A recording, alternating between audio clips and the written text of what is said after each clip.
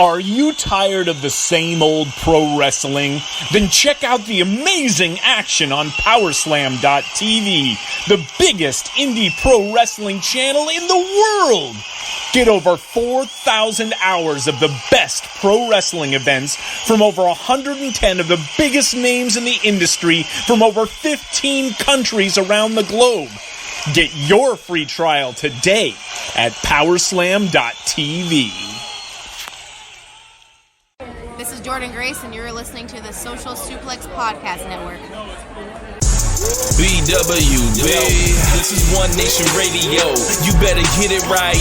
Rich Latta, James Boyd came to give them life. The Blackest Wrestling Podcast has come to kick all ass and drop it 6 feet if they kicking trash. Word, let me welcome y'all to something different. And if you dig it, man, you should let some friends listen. We be getting it in, that's on the regular, dude. Ravish and flow, but this shit rude. See, James don't rap, so I had to break it down. The whole network, man, we coming for the crown. Raps in the columns, I keep them both covered. Making the beats too, so the listeners can bump it. Hit us with the rating, yeah, I'm saying it's a 5. Before you hit it, talk, bob your head side to side. It's One Nation Radio, and this is the beginning. It's Rich, and I'm here with James. It's time to listen to One Nation. We got to unleash the power of the pyramid. This is Mike Sempervive from WrestlingObserver.com. Check me out on Wrestling Observer Live every day. And also check out your boys, Rich and James, on One Nation Radio. This is Kenny Omega. We're listening to One Nation Radio. Check it out, guys. These guys know what's up. Big Kenny Omega fans, that's all that counts to me. Goodbye and good night.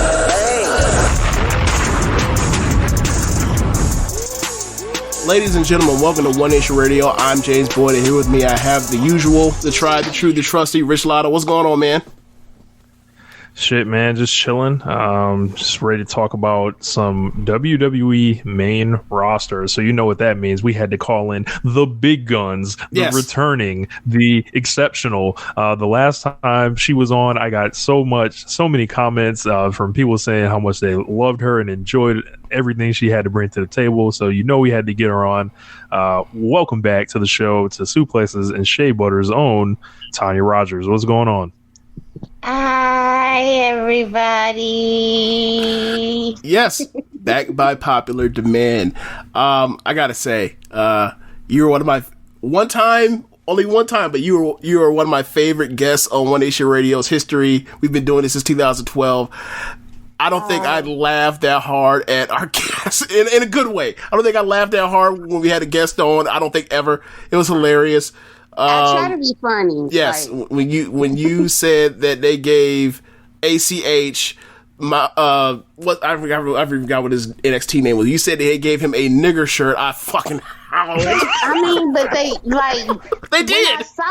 When I saw it, I was like, they gave Kofi. Kofi had some nigger gear. Y'all seen his nigger gear before? Yes, Jamaican nigger. Yes. Yeah. So. Yeah. Keep doing it. That's how we started. Like, if you're not funny enough, they just be like, I don't know what to tell you. Smile. You had a nice smile. We'll put your big red lips on a black shirt and sell that to people. When they see that, they're going to think of you. Yeah. Loving to have fun. Oh, God. Look at them. Look at them entertain. Yes, like we talked about the best part was the worst part was like when R-Truth adapted the lines and said, "Can no one shuck and jive like him?" Excuse me. Yes, but that's why Vince. But you know what? It's certain black people that's what they. I wish we would, as black people, would stop putting down. Like, there's nothing wrong with a black person who likes to entertain and. Right. Don't want to think, but when it's time to bow up, I don't think R-Truth would, like, you've never heard of him being like a stooge and when stuff with like Big E he don't never come out and Mark Henry somebody, or Booker T somebody, he always seemed like a supportive, but if that's the lane in life he want to take and that's how he make his path, we as black people need to stop judging. Because, That's so hard, though. That's so hard because we rely so much on each other for support and for all that stuff to feel like you know what it is. Like you feel like that betrayal, like you turn your back on all of that when you do that sort of stuff. We give you sorts of names that like I bleep, but like you're right, Tonya, like but that is also very hard. I you know what? I think it's easier for me because in Mississippi, it's not a lot of. I don't want to. Niggas don't read around here, so it's like. But they tried, they tried. They're trying their best. I'm clipping that and I'm making that an audio meme. Amazing. But you get what I think. Yes. It's a brother that's all well dressed and made up and got a nice haircut. He speaks very well, but he will put his brothers in the prison quick. But the shucking and jiving dude, he will get a sign and march with you. That's how they will shuck and jive, but they don't like white people. They just study them and know how to deal with them. My daddy was one. I'm telling you, I've seen it with you. Ain't never seen them shuck and then turn it off. Like yes up, boss up, ha ha ha, and as soon as they turn it back, crack a motherfucker. They'll be the first. They know where the master sleep at.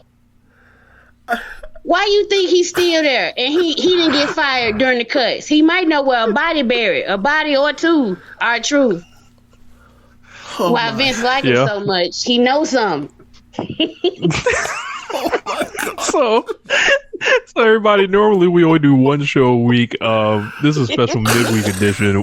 We're gonna kick the NXT and AEW to Monday, but we're going to be talking about Clash of the Champions, and we got a Stardom talk later with our boy Zack Porter. So, how you been, Tonya? I'm just trying to keep. I'm just, it's a pandemic. I'm just trying to survive it. Yeah. Come out on the other, like seriously, have put in some. I think my daughter started talking about this last November. And so she put this in my head that we probably gonna be going through this for a while. So I'm just trying to stay informed, but not crack at the same time. And I just want somebody black with authority to let me know when we have to leave to say so. Otherwise, we just gonna keep on pushing. Like Eddie Kendrick said, we gonna keep on trucking, baby. Oh Lord! But we got WWE Clash of the Champions. Before we get to that, this show is sponsored by Manscaped, the best in men's below the belt grooming. Don't forget to get 20% off using the code SUPLEX at manscaped.com. And so I guess we should get into this intro, of course. I'm looking at this card. I don't frequently watch WWE, but there's one match that stands out a lot here. And I guess you think we should start with it? Yeah. Go ahead. Number one, Universal title match. Roman Reigns, the Universal Champion, against Jey Uso. So I was on the show a couple weeks ago saying how much I kind of was intrigued with this direction. Of course, we had to get someone from the Empire, as they're called, to come tell us about Roman Reigns now. Like, this man's a heel now. He's the champion. It's your time to shine. Honestly, I played this scenario in my head so many times, and so many people have been like, oh, well, when he was going through the authority stuff, they were like, oh, which they always try to give Roman's agency and his heel turn to somebody else through all the fantasy booking that I saw. And I always wanted it to be him turning heel on Seth Rollins, but he couldn't, but we'll cross that path when we get there. But the way he did it, and like listening to him, this is actually the manifestation of the gimmick that he was working with Dusty in FCW. So when he had the suits. Yes, and that was something I really wanted to see from him, and that's the type of heel turn I wanted to see. And that's what I would say. I would say every time the clip came up, I would retweet it, be like, "This is the Roman I want." And I was kind of shook that I actually, cause like the way he came back, it was like he just beat up. He really dismissed them. He really came and was like, "Y'all need to quit playing and boring these people," and beat them up and told them, "Get out of my ring. This is my belt." And then the next time he met them, he just came out and won the belt. And so I think that's like my favorite thing about this is like Roman Reigns just appeared out of nowhere. Yes, and it was like, fuck everything you saw in the last like 4 months. I got this belt now, and never mind that sucker shit. Yeah. Wipe the palate clean. All that shit sucked. We know it sucked. We have Roman. Let's pretend none of that ever happened, and we move forward. Forget Goldberg was a champion. Forget the Fiend winning the shit off on a rematch in Saudi Arabia after they had a fucking DQ and a Hell in a Cell match. Forget all of that. Let's just focus on this belt now being blue, and is now on the dude that we wanted to be the top guy forever, but we can pull our hands out our asses to make it work in the way that it should have worked. And now he's he's faced so many of these heels or whatever else. Now he's a heel. He can face a variety of new characters and talents, and now it's up to them to come up with whoever they want to be the protagonist of the show from a babyface perspective. I like. And before we get there, we got something like Jey Uso, which is really like, this is a classic template. Like, it's a relatively weak challenger, right? However, there's tons of history there. It's a family member. This is a beloved guy. Mm-hmm. This is they've got a long history with each other, going back from childhood. I believe there's a chronicle that came out on Jey Uso. So I'm planning on checking that out. And I think it's I talked about the scenarios that play before where either A, he can beat Jey Uso's ass really badly to cement his heel turn. Jey Uso can wrestle him and come this close and then ultimately like join with him. Like, well, you are my cousin. And he's like, hey man, you good? And he end up being Roman Reigns' pin eater or whatever. Or C, it's just, a match between two guys, I'm sure, that are chomping at the bit to have a good match with each other, and Jey Uso ain't no bum. So so I'm very excited about this, strangely. Yeah, I think the thing sorry, go ahead, Tonya. No, you can go ahead. Yeah, the thing for me was just like, they had gotten to a point where Roman in his pay-per-view matches were for like, they just basically gave up on him trying to have entertaining matches like the matches he had in 2016, 2017, and just basically moved him on to this thing to where, like, for lack of a better word, like a Hogan type of run where like he's in there with people that no one would ever dare cheer for. So therefore, instead of them shitting on Roman, they shit on the whole entire match or check out.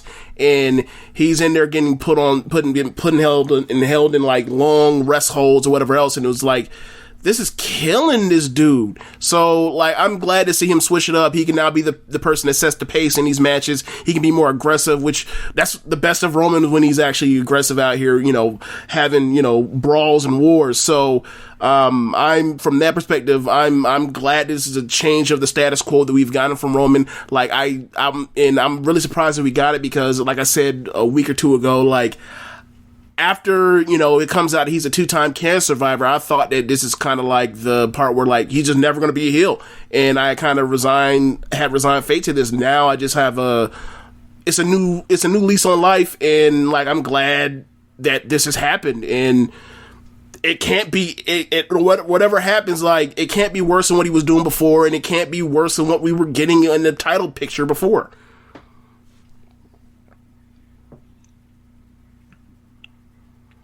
Yeah.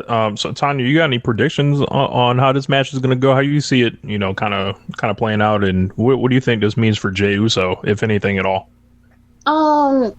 Well, I think Jey is the sacrificial lamb to submit that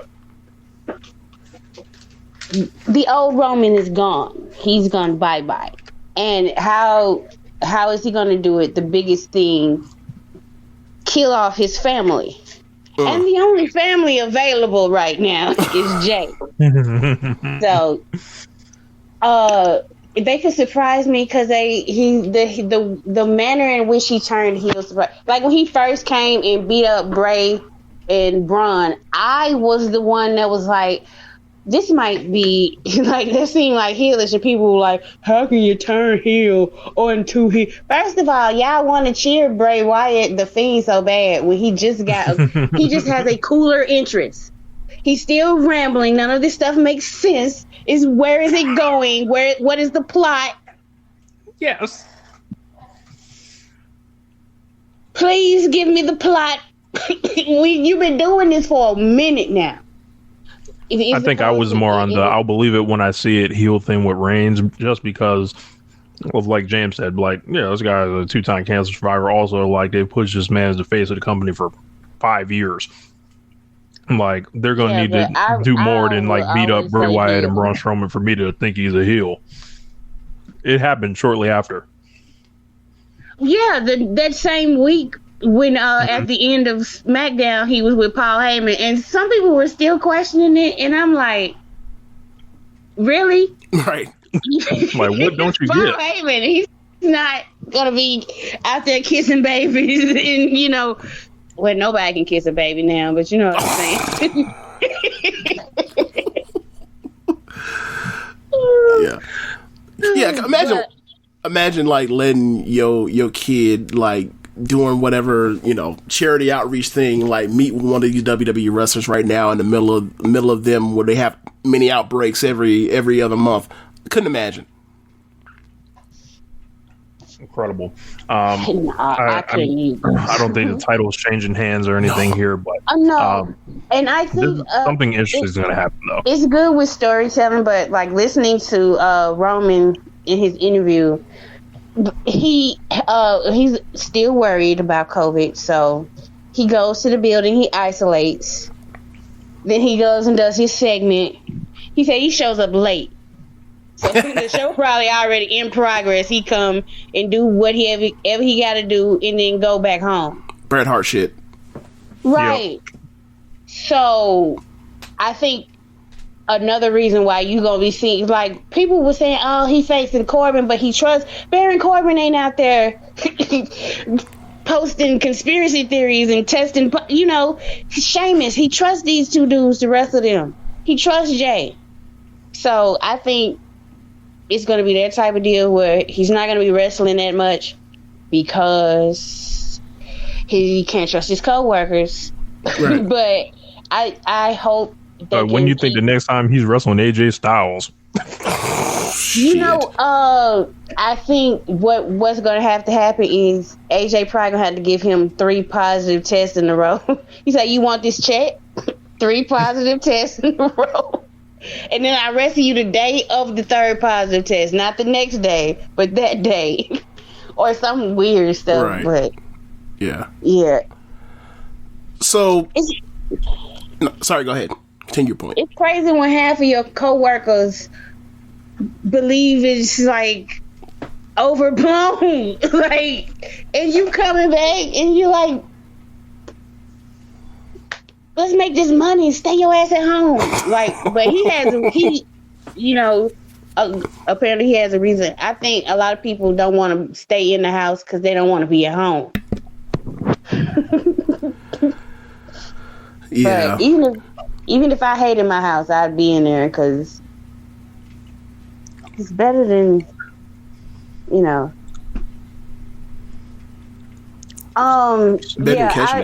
somebody said that they wanted him to keep it till next SummerSlam because they kind of feel like he's been jerked around enough. And he's coming back. Because Vince You know Vince bothered him every week at 2 a.m. on a Wednesday. Roman Powell, you ready to come back? Hey, pal. Hey, pal. Yeah. Like, you know, he never had the long run that we all figured he was going to have as the top guy. You know, it got cut short. It got cut short. It was almost like he was damn near cursed with all the bad luck he's fucking had. So, keep it on him for a long time. He's a heel. They love heels in WWE. They love getting their heat. So fuck it. There's no excuse now. Unless he gets injured, there's no excuse for him not to have the long reign, because all y'all do is get fucking heat on on these shows. So have at it. And the way he was speaking, he said was he basically, like, in his interview was like, please come get this position. Who wants to be the face? You want it? Do you want it? Like, he was like, advertise, give me 55, 50, 55, 7, sold. You come get this spot so I can go make movies with my cousin already. So he was like, I'm going to help you as much as I can, but just like, I'm not going to be shady towards you. He named a couple of guys, but like. Who did he name? The main guy I heard, because I zone out sometimes when other wrestlers are mentioned. I heard Keith Lee's name. I heard that name, but I don't know if Vince knows what to do. Oh, we gonna get there. Oh, we gonna get there up next. My bad. Okay, yeah. But I just say this run, I like the way it's subtle. He's doing things subtly. And when he first came back, people were like, he's in the same gear. And I'm like, you a lie. He ain't never wrestled in a shirt in his life. What do you mean? He never had a vest on since when he came back. It's not coming back, apparently. Like, I don't know if y'all know, but he said he's not going to have a shirt on. Oh Lord. I heard about that. So that's more your speed right there. You know what? If he has a shirt on, I'll be mad, but I will forgive him because he's trying to sell a pay-per-view. And he knows that it's a lot of women and men that want to see him wrestle shirtless. Hey, you're right. Yeah, I can't count with the amount of tweets I've seen. He needs to lose the vest and come out in the underwear. I'm like, wear the drawers. Like, yes, wear the drawers and the grease. And I always liked it that he was full body because first of all, it was different, and then second, he looked like a killer to me because he's just like the police. I was gonna ask about that. You know. Oh, the his Shield Roman Reigns was gimmick just been. They was cop. I got into a fight with one of my friends. It was a fake Twitter fight, but because I said the Shield was propaganda, and she was like, "Look, I'm not gonna. I'm just saying what it is. It was propaganda. They got us to think cops were a SWAT team at that. The main people that be shooting, busting in people's doors and shooting. They got black folks. Yes, like, Tonya, you was cheering for the police. Don't do this. Don't start this shit. I was cheering for the folks. And then crooked cops. Yeah. Injustice. Crooked cops. Yeah. Remember, justice comes at a price. Their own brand of justice. They slapped our heads and they're cheering for Jack Swagger against Rusev in the name of America. Yeah. Listen, that was never me. Yeah. No, Jack Swagger. Look, Big E and Mark Henry, maybe. Not Jack Swagger. Jack Swagger. You can't, like, if somebody told me he wasn't racist, I'd be like, you are lying. They would have to give me receipts to show that this man wasn't racist. That was funny. I would never. And then he's saying, we the people. No, I know code words now. I know. I just forgive the Shield. All right. At least we finally got somewhere. I just forgave him. Okay. We get somewhere. They have all moved on from that dark period of time in their life. So, the big boss man, propaganda. Same deal. I didn't ever like him though. No one did. That man from Like, I'm not finna cheer for him or the Mountie. I didn't ever like no cops before the Shield came along. I didn't like none of these wrestling cops. I didn't like them. All right, y'all. We need to do we need to do hashtag wrestling cops special because they got me to like cops. So and anybody listening to this, if there's anybody that you think is a hashtag wrestling cop, tweet it to us. And on Twitter, we want to know all the wrestling cops, like people that might have been wrestling cops, like gimmicks or wrestling cop with Jace gimmicks, anything you can think of, send it through. The Undertaker, American Badass, was a wrestling cop. Yeah, he's an informant. He or like a Texas Ranger, like one of them undercovers. Yeah, you could. You're right. Or he been to jail, but he know people, and he rat people out. Right. He's snitching on people in the bike gang. Yeah, another like he'll be the type like he'll get in a shootout with the police, and then they have a coke. After the paperwork is done. That type. Comes a hell to cop. With his cousin anyway. They were just having a disagreement. Yeah, I got one while we're here. From Oz Academy in Japan, Police. Oh, yes. Yeah. Yes. Yes. James, let everybody know who Police is. Oh, my God. There is a heel faction in Joshi in Oz Academy promotion called Ozaki-gun, led by Mayumi Ozaki, who is the owner and the top heel in the business, in that promotion. And her clique of heels is called Ozaki-gun. They have Io Shirai's younger sister Mio, who is a crooked ref. They have Sari Ano, who is an actress girls. They have Maya Yuki, who's like the ace in Ice Ribbon, and a couple other people. And they have a male heater named Police, who in the middle of matches, whenever they're trying to protect the title for Ozaki, they come out, they send all the minions out there, and all they do is cheat. And every single one of their title matches that I've ever seen is levels and levels and levels of Triple H heat that Triple H ain't even thought of, because Triple H ain't seen this yet. But when he sees it, he's gonna be mad as hell. He didn't think of all this cheating 15 years ago. It is ridiculous. There's a match from August of 2019 that I watched with Hiroyo Matsumoto, who was in the Mae Young Classic, fighting for the title against Mayumi Ozaki. It is a electric bat match. There's just so much cheating in this match. It's like a half hour long. I've never seen so much cheating in my life. I don't even watch Oz Academy because there's so much cheating involved with them. It's just something that I dip into and watch every so often. But yeah, fuck Ozaki-gun. Fuck Police. Fashion Police. Yep, Fashion Police cops. Yep, absolutely. Yes, and now see, that was cute. Those, that was still definitely cops, propaganda. Yeah, they were cops. They were still definitely cops. Can't trust them. Yep. Yeah, those are cops that be in them videos after someone gets shot, where they like, "Oh, look at them playing with a little black baby. Oh, that's so cute." Like those, they're that kind of cop. Mm-hmm. They're the quote unquote good apples. Hey, the sheriff of Raw, Stone Cold Steve Austin. Oh my god! Oh my god, he was the sheriff of Raw, wasn't he? I missed that. I missed that part. That's like after he retired. Oh god. I think Evolution was cop adjacent. Evolution? Yeah. Do tell. My dad's like his dad was a police chief or something, especially like Randy Orton. Randy Orton is definitely cop adjacent.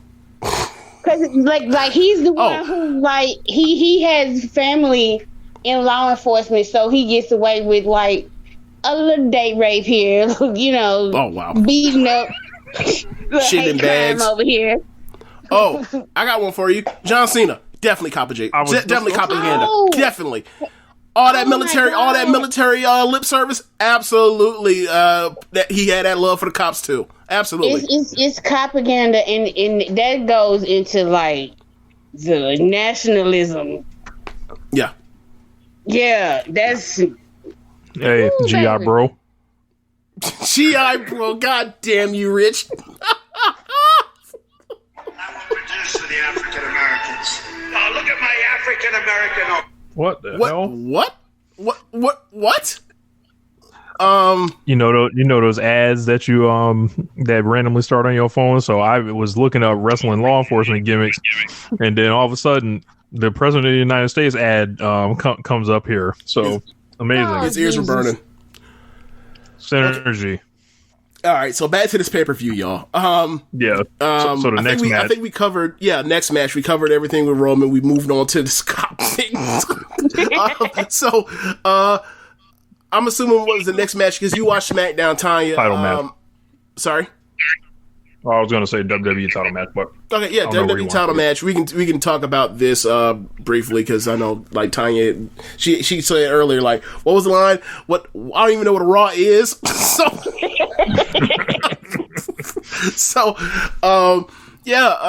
Randy Orton versus McIntyre. I liked their first match from SummerSlam. I really liked the finish. I think that, there's no reason why they can't have the same level of match with actual clean finish, but then again, it's WWE main roster, so what the hell is a clean finish? But well, I'll tell you why. Because it's an ambulance match. Oh, shit. It's an ambulance. Is it because of all the punting and claymores? That's escalated? I think it's gone to another big level, and Keith Lee was thrown in for weeks and weeks and weeks and weeks, but Keith Lee's nowhere to be found on the show now. And what we're left with is, it seems like WWE is like trying to tell you Randy Orton is about to win this belt. Could be. Wait a minute. Hold on. Pause. Randy Orton is about to win I must have been out of the loop. Randy Orton is about to be who? Drew McIntyre? He could very well because of the Edge thing they really loved, that Orton did as far as that program, as far as like the promo stuff, and then like the match at WrestleMania stunk, but that match that they had that was pre-recorded, it was a good match regardless if it was pre-recorded or not. So and it's a heel first or promotion or whatever else. So you just imagine just a matter of time before they can't stand to book a babyface well on their television. I would rather it be Seth Rock. That's like Seth is the only person I have tuned into Raw to see like his matches. Because I see stuff and it's interesting and it's good to me. Like he's finally doing good. I like his matches. I think his character sucks, but I like his matches. I think his character is funny. Funny? But maybe I'm looking at it ironically because he's doing all this religious stuff and being this way, but he's an atheist. And so that's the lens I'm looking from it. I think that he's doing it, but like it's just there's nothing actually there in the same way, but it's not like in a way to where it's kept as a mystery in a way that like Bray Wyatt keeps conning Vince into trusting him. By thinking like there's going to be something there and there's going to be some great angle or whatever else. Like nah, man, this all MacGuffin, J.J. Abrams mystery box bullshit. Where like Seth ain't got that. Seth is just like, yeah, this is completely like bankrupt of real creativity. It's just a thing that I'm doing, but like I'm very talented and y'all all like me. So, and I keep having good matches, and it's like his wrestling is saving his what I think is a bad character. But that's always been right. Okay, but back to I'm just confused of where Orton has come from. I just know Randy Orton because I've been hearing his name since 2005. Like oh, I see what she's doing. Okay, gracious, like. Okay. Drew is the first time champion, and then you put all this work into making him this year, and he has stuck it out. Like, what is it's not like putting the belt on Randy gonna matter that much. I don't know why Drew McIntyre can't keep it. Oh, well, just go ahead and keep trying with him. Right. That's what I would suggest. I think he should retain. Yeah, I think he should retain. Ambulance match because. Yeah, go ahead, Rich. I was going to say you do this ambulance match because you don't want to pin Orton for whatever reason. Maybe that's their thinking. Hopefully so. I just don't. But lost in the sauce was Keith Lee. Yeah, let's get to it. Okay, I saw something where Keith Lee got into a brawl. I saw it because they were making fun of the way Drew McIntyre slapped Keith Lee. They were like, he barely touched him. And so I was like, how does Keith Lee figure into the feud? He was a plot device. Oh, okay. Like, he was the TV program. Yeah, he got... Okay, so after SummerSlam, Randy attacked Drew. Drew was hurt. Keith Lee fought Orton on behalf of Drew getting injured like the next week because there was a pay-per-view the week after SummerSlam for some dumb reason. And then they had that match. Randy dominated it, and then Keith Lee hit his finish at the end and won. And then Drew came back eventually, and then all three of them have kind of gotten in each other's way, basically. And then they basically sidelined Keith Lee after he beat Randy Orton, which is stupid, I know. But they decided to do that, so he's doing nothing on pay-per-view, or he's coming out to run interference in this match. Interesting. Or uninteresting. I'm still not convinced they know anything what to do with him at all. They don't. I'm still baffled on their choice of wardrobe for him, baffled on their choice of music for him, baffled that they thought we wouldn't figure out what the fuck they're doing, like, after they do that little clean finish, which I insisted, like, wasn't impressive, wasn't going to be anything. And then he gets to Raw throughout the next month, 4 out of the 6 matches end via DQ. It's like, well, you would think that they would know how to do something with this guy because he's big. He was fine at the Royal Rumble. He was fine at Survivor Series. Very good in both of those cases. Yep. And then they just got to screw it all up. I don't want to throw it completely in the can, but like I'm rolling I'm bringing the trash out. I'm not rolling it to the curb yet, but the trash is in the can right now. Yeah, I'm in the same thing. Like, I'm in that we'll see approach, and my will see is like I'm waiting for them to screw this up, and then we'll point out that, like, yeah, these warning signs were there for weeks. Yeah, well, they screw up everybody. Yep. So, yep. What I would like to see is them consistently feature him, and somehow something starts to click for him. It could happen any week, but I don't know. I think it's kind of good that they thought enough of him to. I mean, it's bad to say. But at the same time, it's good that they thought enough of him to use him in that situation, because I feel like, okay, well, let's just keep it. I really don't be trying to be mean, but I don't think Drew McIntyre is very interesting as a champion. And so, like, Randy Orton gonna give you Randy Orton. And if he giving you a Randy Orton at a certain level, he kind of expect more than I feel Drew is able. Like, as a personality, he just seemed dry to me. Like, people were like, he's showing a personality. And I was like, yes, there was an attempt. But it just seems like his personality, it seemed like he's trying too hard. Or it just never seem authentic to me. Like, I don't believe he seemed like the person who he eats everything with a fork and a knife, like that type of person. He's very tidy, and he always colors inside the lines. Like, there's like he has sex missionary or doggy or only 3 positions. Then he rolls over to his side of the bed and puts the condom in the waist. But like, yes, he's generic top baby. He's generic top baby face post John Cena of WWE. Yeah. And I thought in TNA that he had found a little, once he settled down, he had found a character just like Bobby Lashley, which Bobby getting back to it thanks to MVP, which I have been telling people for years and years and years. Bobby Lashley was entertaining as fucking TNA, and they were like, y'all lying, but they seeing it now because he's with the person who brought it out of him, and I'm like, I don't know who can bring it out of Drew. It seems like he got a lot of weight on his shoulders, and he's trying to not mess up, or he's not loose with it. Definitely. Yeah.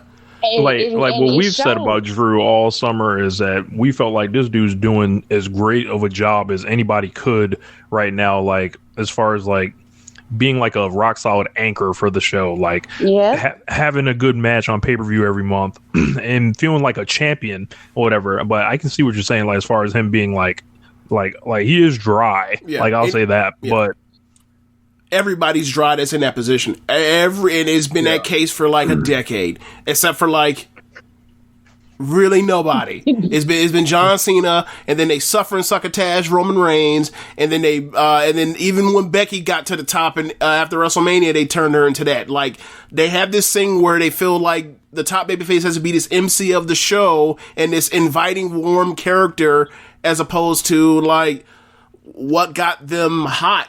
They move off from that, and they miss the mark. Yep. Every time with that, it's like you don't have to totally change someone over. Like even Braun, when Braun got over as a babyface or whatever else, they turned him into the super Jolly Green Grinders pose of like this dude that was going out here ripping shit down like he was rookie year Shaq. It's like there's something that just like Vince just feels the need to try to change this thing, and it's like it's part of when people talk about the show being like antiseptic. I feel like it has the show just feels like too perfect. I feel like it's a part of it too is like it just seems fake. I honestly, it's fake. It's a TV show about fake fighting, but even that part feels fake. So who we got, Orton or McIntyre? I'm going to take Drew and hope that we don't get another Randy Orton title reign. I'll take Drew. I like Drew's matches. I really do. I really like his pay-per-view matches. Tonya? I'm so sorry. It's Drew McIntyre, hopefully, but like, I don't. Welcome, right? All right. So we got the Raw Women's title. Jumping over there, we got Asuka defending against Zelina Vega. Not one that I would have ever imagined happening. On the pre-show. Oh wow, on the pre-show. It's pre-show shouting. Yep. So Asuka has gone from fighting for months in matches without finishes against Sasha Banks and Bayley to the pre-show with Zelina Vega. Yep. Meanwhile, she's like one of the 5 best acts in the company this year. Who? I don't, because I talked about this on the SmackDown side, because like with their like Bayley is facing toothpaste for like the 15th time. Everybody feels that way. This is their 8th time ever wrestling on the main roster. So they need to shake it up. It's on both ends. When Zelina Vega and Nikki Cross. Well, the answer is Bianca Belair. Somewhere on either show, pick one. Just flip a coin, send it there. Yeah, like SmackDown. Their division, when they first drafted them, we knew that they were super thin, but like they you see that Royal Rumble, you see what Shayna does, you see what Bianca does, and then you look at the last and you square that with what happened like post WrestleMania to now, and it's like, what the fuck happened? Did they kill somebody backstage? Did they what happened? Did they like shoot someone? I don't get it. I just don't. They ate something Vince didn't approve of from catering in front of him. I guess so. I think this match is gonna go like less than 3 minutes, and Asuka's gonna kick her fucking dome off. Yeah, pretty much. How did Selena? I called her Selena. I'm so sorry. Because there's nobody in the world named Zelina. That's why. How did she get a title shot? She beat Mickey James last week, who was last title challenger. She beat who? She beat Mickey the James. Legend. You know what? Mickey James they always, from the beginning, they have always, it's got to be Vince, because this has gone on for a long time. Yep. The disrespect towards Remember Piggy James? Woman. It's ridiculous. Yeah. They think of, now as a person that is a huge Asuka fan, I remember their match that they had at the Takeover Toronto. Asuka and Mickey James. They had a good ass match. Mm-hmm. And for her, Mickey, whenever she's been given an opportunity, she's one of the best women promos they have. So for her to come back off of, believe it was a blown out knee, right? Mm-hmm. Come out after a blown out knee on this roster that is depleted, that they're giving looks so depleted that they're giving looks to the Iconics. For her to get a TV title defense, lose it, and then to put over Zelina, who is not a experienced wrestler, not a very experienced wrestler. It's just like y'all don't learn. No one no knocking against Zelina, because Zelina is very good at what she was doing when she was at NXT, and even when she gets the opportunity to do what she was doing then on the main roster.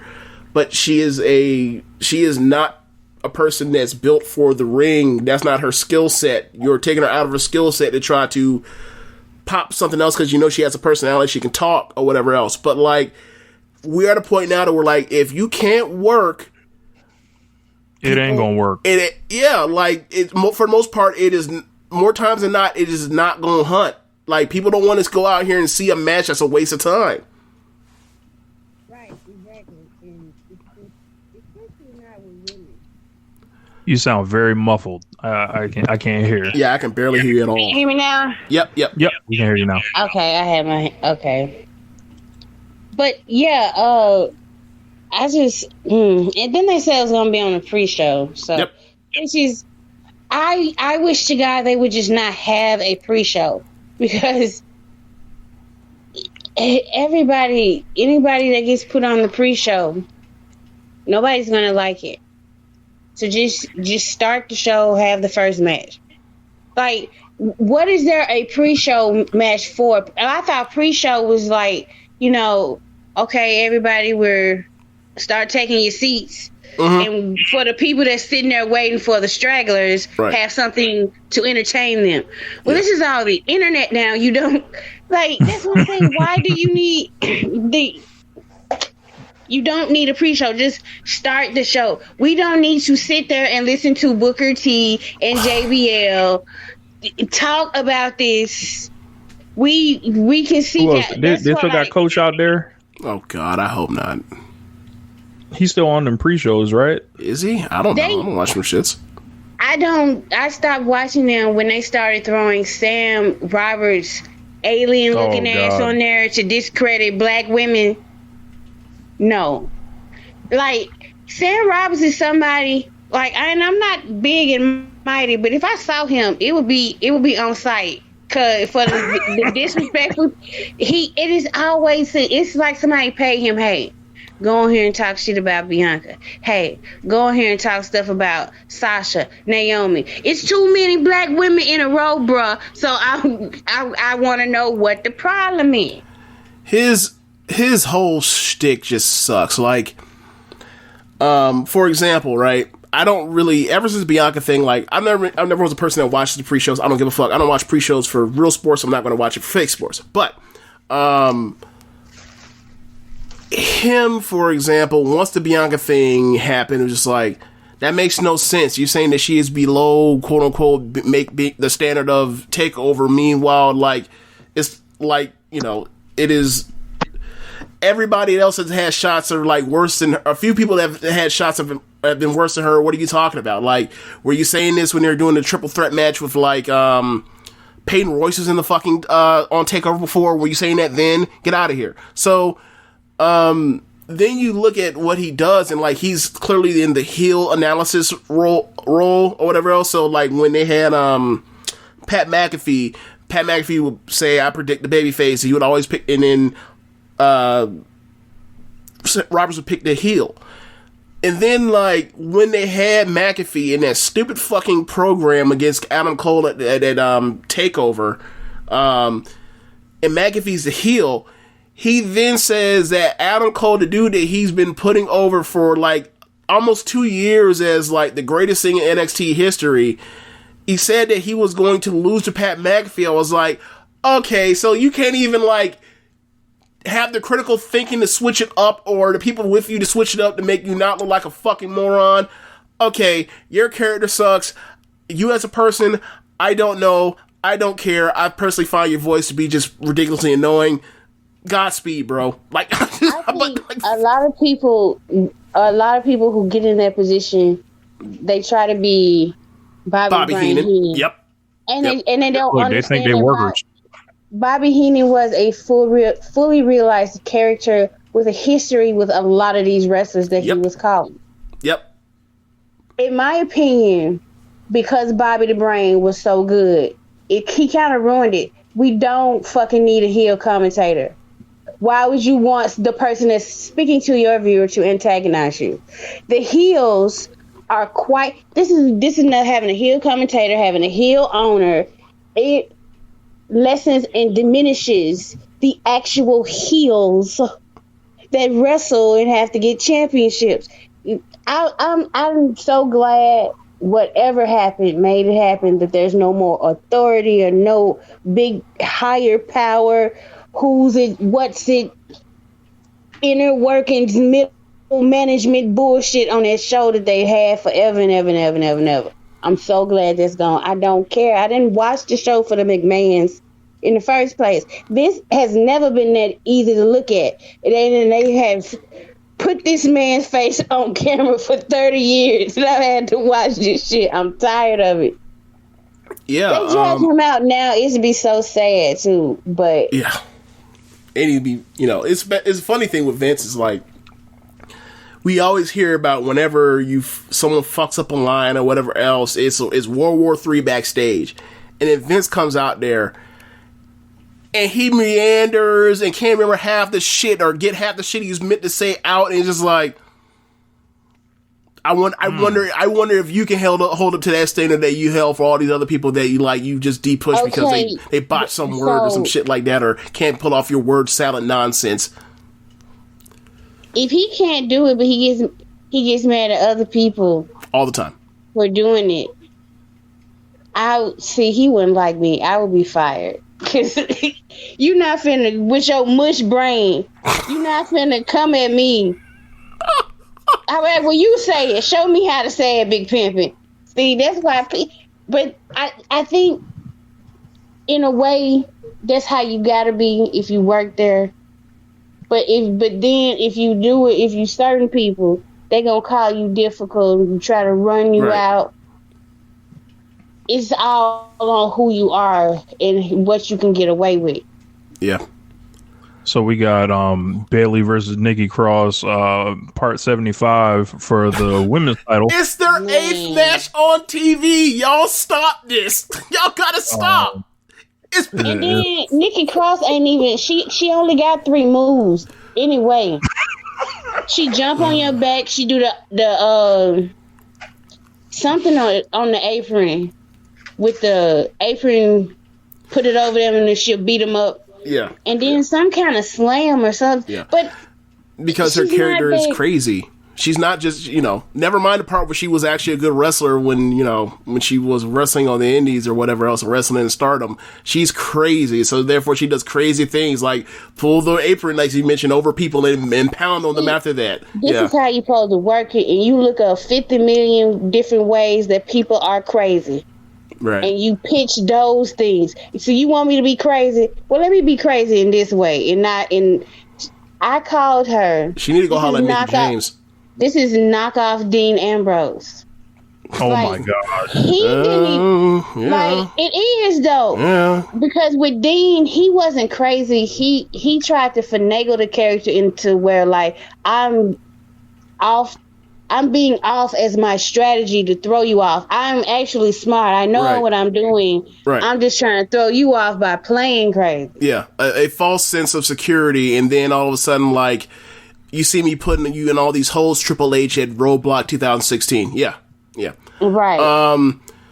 But Nikki is just... Yeah, and then they'll have him come out there with, as a champion with a fucking foam cowboy hat on. Listen.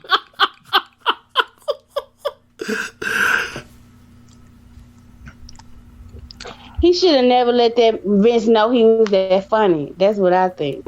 He believes that himself. He said that. The second you show any shred of comedic timing, it's done for you, is what he said. You gotta. Them jokes cannot land around Vince. He started chuckling too much. Oh, pal! No. Vince get to laughing like Kawhi Leonard, and it's a wrap. Oh my God! Right. Okay, so we all think Bayley's retaining, right?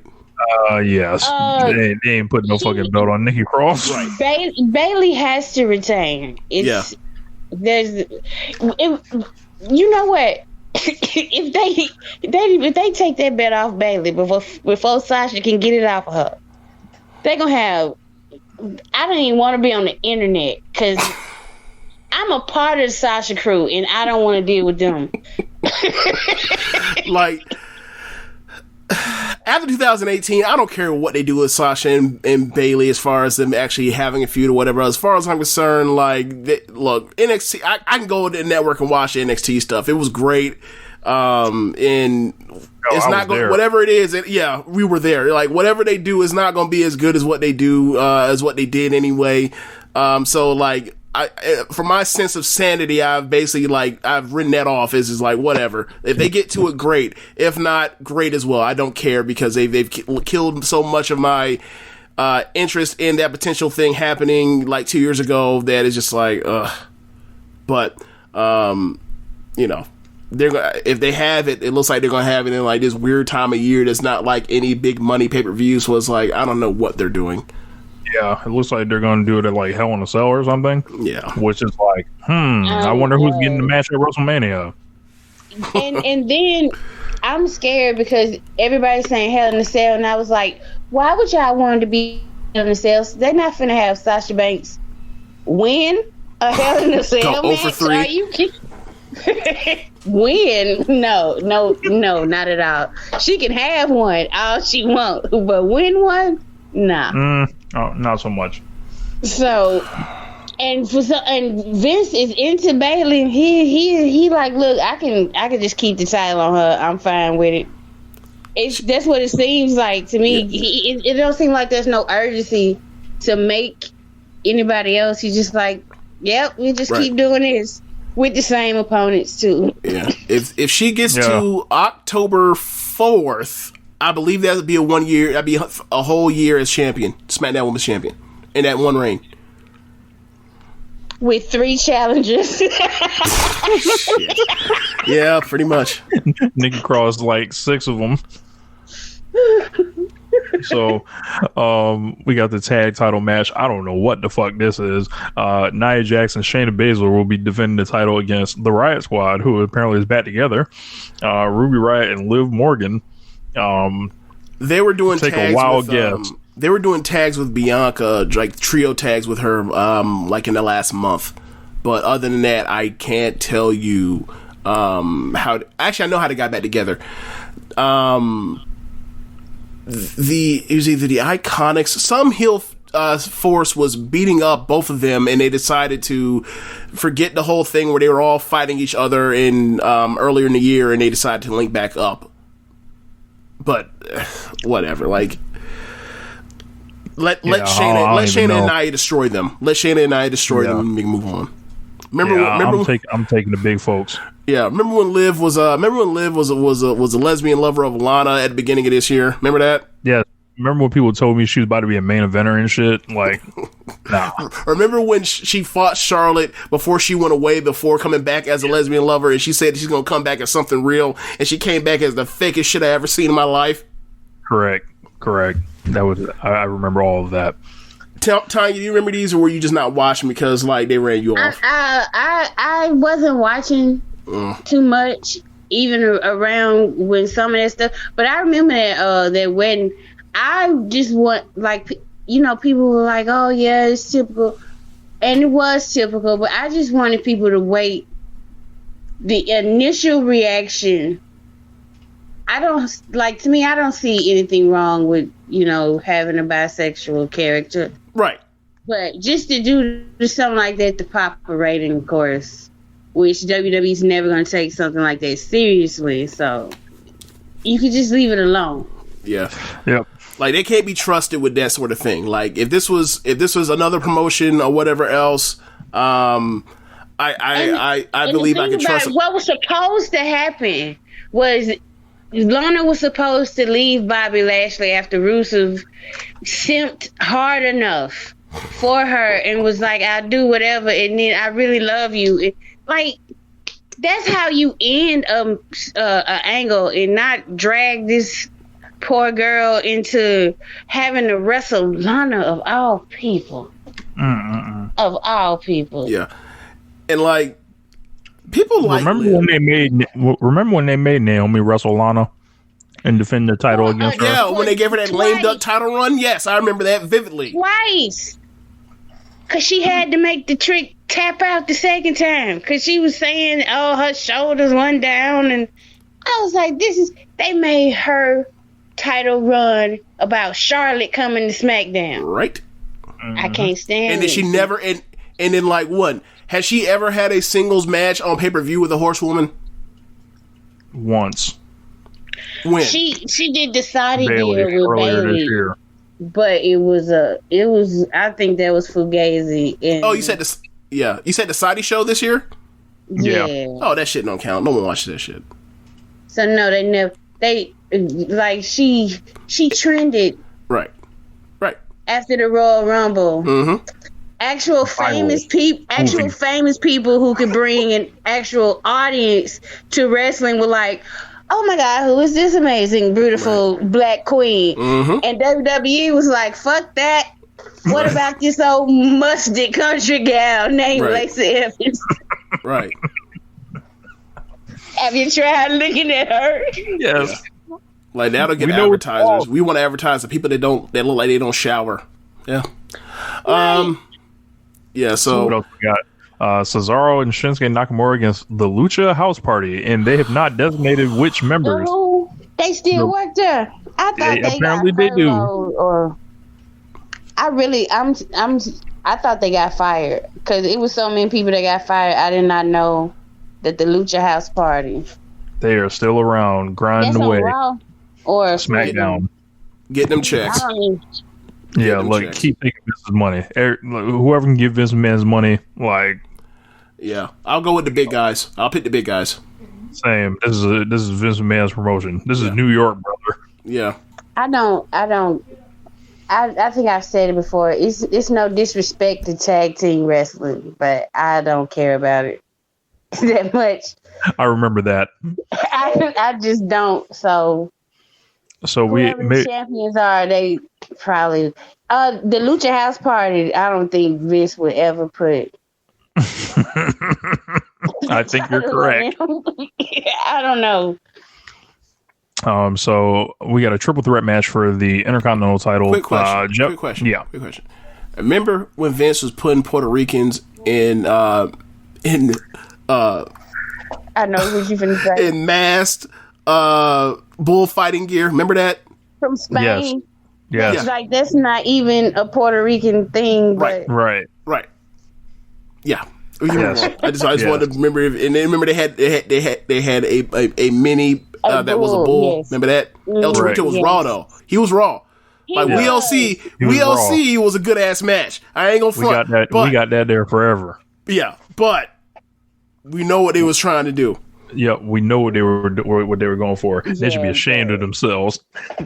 But Jeff Hardy versus AJ Styles versus Sami Zayn in a ladder match. So Sami Zayn, of course, said, "Fuck this shit. I'm not wrestling in this fucking pandemic," and took the Intercontinental belt and went home. And then WWE, in their infinite wisdom, stripped him of said title. Did a tournament. AJ Styles won it.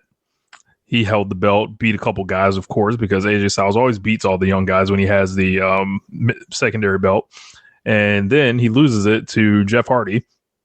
Jeff Hardy is back, and then Sami Zayn finally makes his return, saying, "Both of y'all are frauds. I'm the real champion." And here we are. Sami Zayn looks dramatically different. Yeah, I heard. Should be a good match.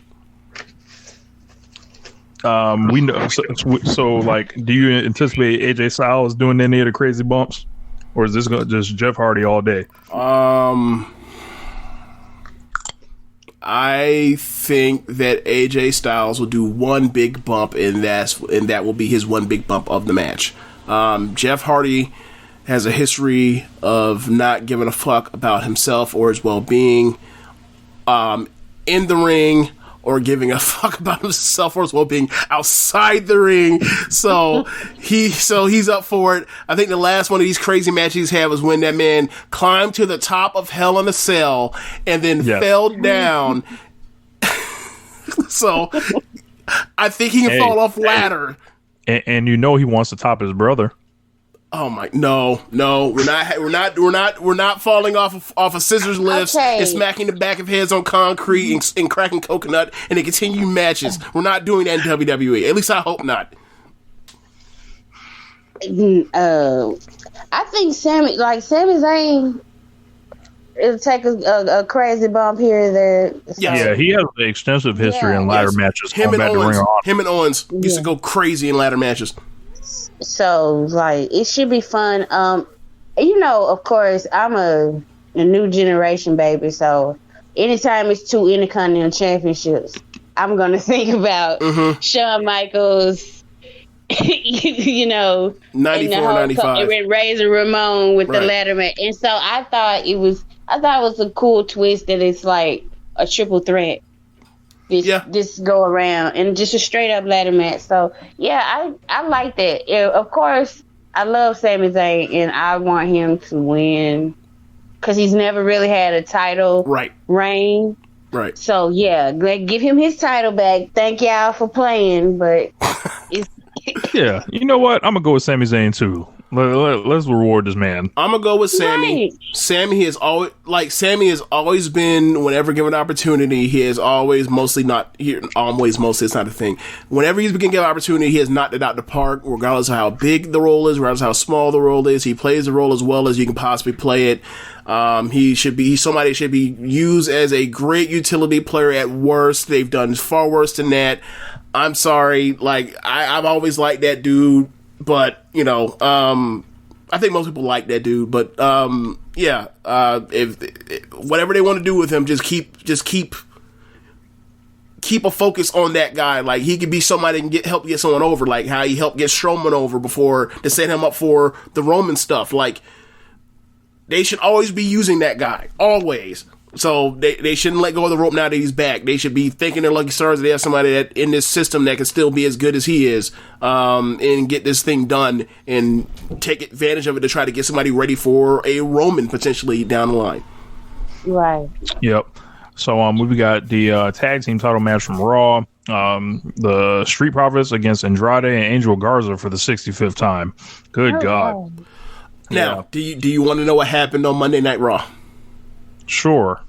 There was a triple threat contendership match with Seth and Buddy versus Dominic and Humberto versus Andrade and Angel.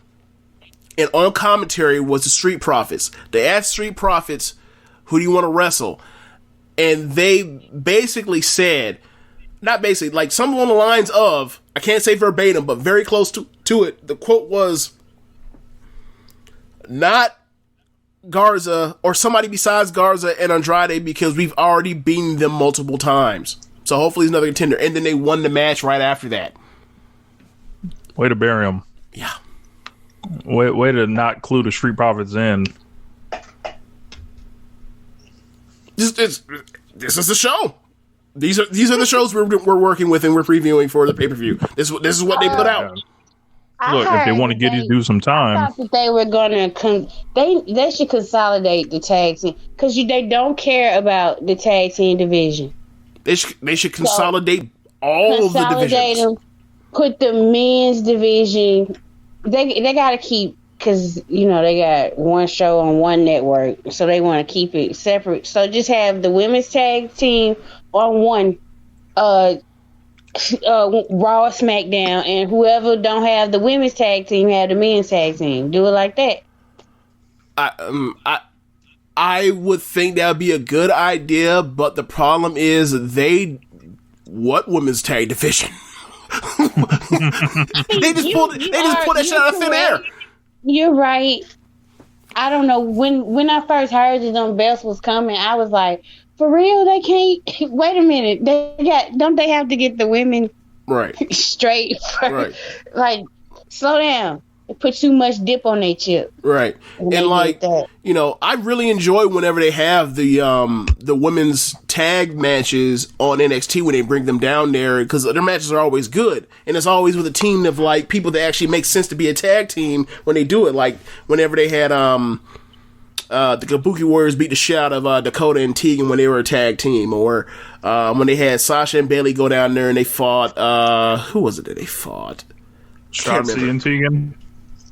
Maybe, but like it makes sense whenever they do it, as opposed to the Iconics are really the only tag team in the women's division, and then like everybody else is kind of like they might throw them together for a makeshift tag team, or like if they were to eventually move on to like Lana and Natty, that would make some sense because they've been together for like building towards something for a few months now, right? Like so that's actually that's a real team in the process of congealing.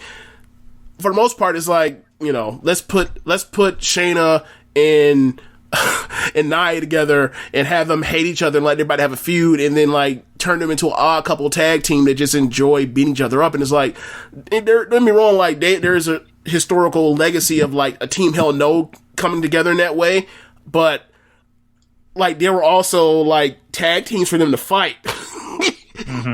It's just kind of weird, like how they have all that kind of women's talent, and then like it's split, and then like so like they don't have a strong women's singles division in on either brand, and so they damn sure don't have a strong women's tag division to float either. When you talked about consolidating all the tag teams, I would like for them, and I've been saying this for years, one brand gets all the tag teams, one brand gets all the women. And I can just look and I can just watch the show that has all the women and not have to watch this other shit. But still, still. Let SmackDown get all the women then. Please. I'm tired. Like, look, I know that I'll say y'all being too mean to Nikki Cross about, y'all every time y'all say it, it's another like 25 matches y'all say, her 25th title challenge. But look, I'm not going to pretend that like you can't find something better than Nikki Cross, who we've been waiting for with this Alexa thing to shoot a drop that hasn't dropped yet, being the challenger. It's like, we haven't even talked about Alexa Bliss. They're going to tease that, drag it out so much because like there's no conclude. Like, okay, you join Bray and then what? Right. Look, and even though if they turn Alexa on Nikki, then they have to have a match. And who really wants to see that? I don't. I don't think they have to have a match. They don't necessarily. She could just go to being his valet, where she should be anyway, and stop wrestling And so what do you think about this zombie Alexa thing that's happening? Because like I saw this and I was like, what on earth is this? Explain this, Tonya. She's a zombie? She's Is she in a trance? Yes. Yeah. It's something about Bray. It's something about Bray. She's starting like the fiend has possessed her or like something. Dread her hair, and his puppets are following her around. And she was wrestling, and she heard Bray Wyatt's name. Walked out. It was a tag team. So okay. She just left Nikki and was going off. She gave like Lacey Evans a sister Abigail or some shit I saw on Twitter. Yeah, she gave her a sister. It was better than her other moves that she gives. So the fake big forearm punch thing that she does. Yeah. I just I don't care about. So if she's over there with Bray occupied, then I could ignore them together. Right. Put them over there. Right. Look, segregate them. Segregate them. Red line them. Put them to the side. Right. So back to this the Street Profits and Andrade and Angel. I think the Street Profits are just going to win. I guess Andrade and Angel are already have broken up and got back together. So like they keep breaking up and they say that they're, and then like next thing they're on the same page again. And then like I'm assuming that I guess you could say that now that Zelina's out the picture or focused on the Raw Women's title, that like they're able to get back together. But it's like that's more of the women are always the distractors of men, which is garbage, and it's something that's always been tied into pro wrestling. So I don't know. And honestly, I don't care. Like I love Andrade, I love Garza, I love the Street Profits, but like they've done this to death. The Street Profits they love the Street Profits, yet they keep doing bullshit with them their whole entire run on the main roster. Like, remember they were doing black exposition for the show at first. Yep. Then they had that terrible fucking match with the War Raiders, that cinematic match. Like, it's always some nonsense with them. And it's not their fault. It's just like they keep putting them in position. And I'm not going to turn down my shot, but they don't let them be in their position to be with another tag team that they can build a real rivalry with. It's always some goofy shit. And it's like, I understand they're funny, but like these are also dudes that can like really go when you get out the way. Like, and we saw that showcase in NXT. That's the reason why they got over. Is like them dudes got hard, and people realize that. I hate how they fuck up all my NXT call ups. I hate it. And then Andrade, he can literally like be the champion, right, or like wrestling the champion, right, and making him look great. But how will the fans connect with someone who doesn't speak of the English? Right. That's what Vince thinks, at least. Well, that's what she's saying. That's her joke. It's so frustrating. He really should just be like, I don't know. To me, the way people describe Vince, you can work him, and I don't know why people don't. Somebody hadn't already worked him to think he's better suited as just the promoter and not the creative. Like, whoever blew smoke up his ass back in the day, like he was some creative genius, I want to go find him and smack them. So there's this like great lant. Oh, my fault. Go ahead. And the way he promotes a product and gets it to an audience, it's commendable. It's groundbreaking. But him as a creative person, I've never liked this. Always sucked, and it's always this issue. Right. There's this great 10-minute Joe Lanza rant about Vince McMahon being a horrible booker for years and years and years, and out of sheer luck. Yeah. Somebody said to me something about Razor Ramon was like created by Vince, and I was like, do you think Vince McMahon knew what the movie Scarface was? No, that was a Sky Hall creation. Right. Scott Hall even on video talking about that, about how he said that like he was he's watched Scarface. He thought he was a genius, right? He thought he was a genius. It's like, dude, whatever. Stone Cold was a Frost. Stone Cold creation. Him and his ex-wife came up with that. Right. They gave him Chili McFreeze, right? And Fame Frost, right? So like the Undertaker, he got that Kane, the Undertaker. And it was DOA. If they had found somebody with an ounce less of the physical presence, right, that Mark Calloway had, just a little bit less, he would have looked like a goofball up there with that stuff. But it worked because that man put it, and the Undertaker worked, and now he think he can come up with a gimmick. Like, I say that he has Undertaker, and by saying he has Undertaker, that means he also has Kane. And then I'd throw out The Rock in the pivot when the Rock didn't work. I'm talking about top acts. And then after that, I would say The Shield. I would say those three things are the three things he can hang his hat on as far as like his greatest booking achievements, as far as making characters or making people into stars.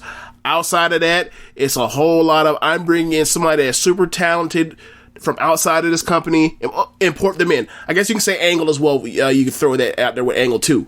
But that's kind of it with him. For most of the part, it's like I find the other thing, like, Hogan obviously is AWA.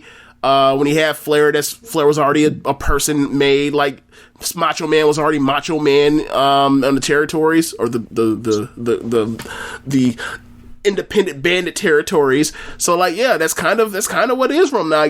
I don't want to knock him for him taking his advantage that he had as a promoter and furthering those advantages. That's what you're supposed to do. Tonya, you have a friend that's a very, very big Alabama football fan. That's exactly what Nick Saban does.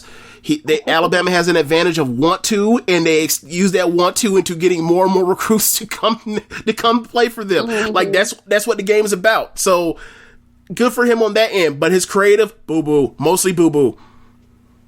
And I'm not the person who you went quiet again on us. Oh, I said I'm mad at the person that convinced him that this was genius chair stuff. Like, yeah.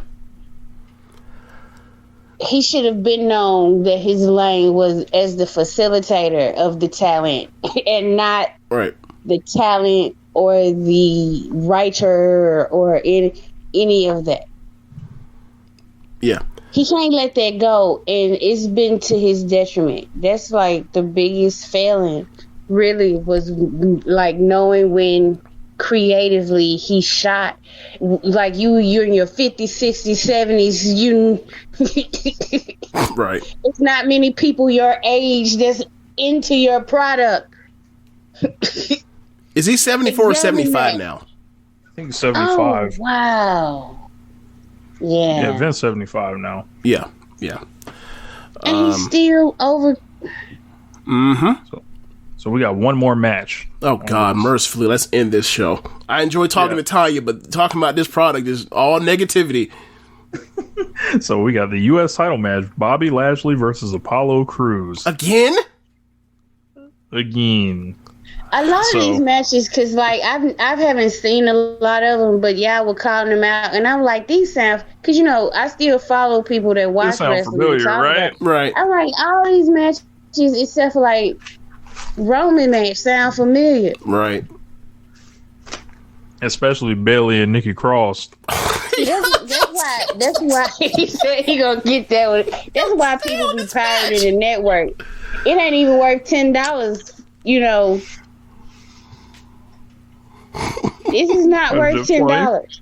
Like, you're not putting any effort for months. What you think about the Hurt Business? Have you seen them? I know you don't watch the Raw, but what you think about them putting all them together? With Cedric. I appreciate that they're all on TV. I understand that's how it's got to roll, but they all dress nice, and they're not calling them hoodlums. So, because so respectability politics.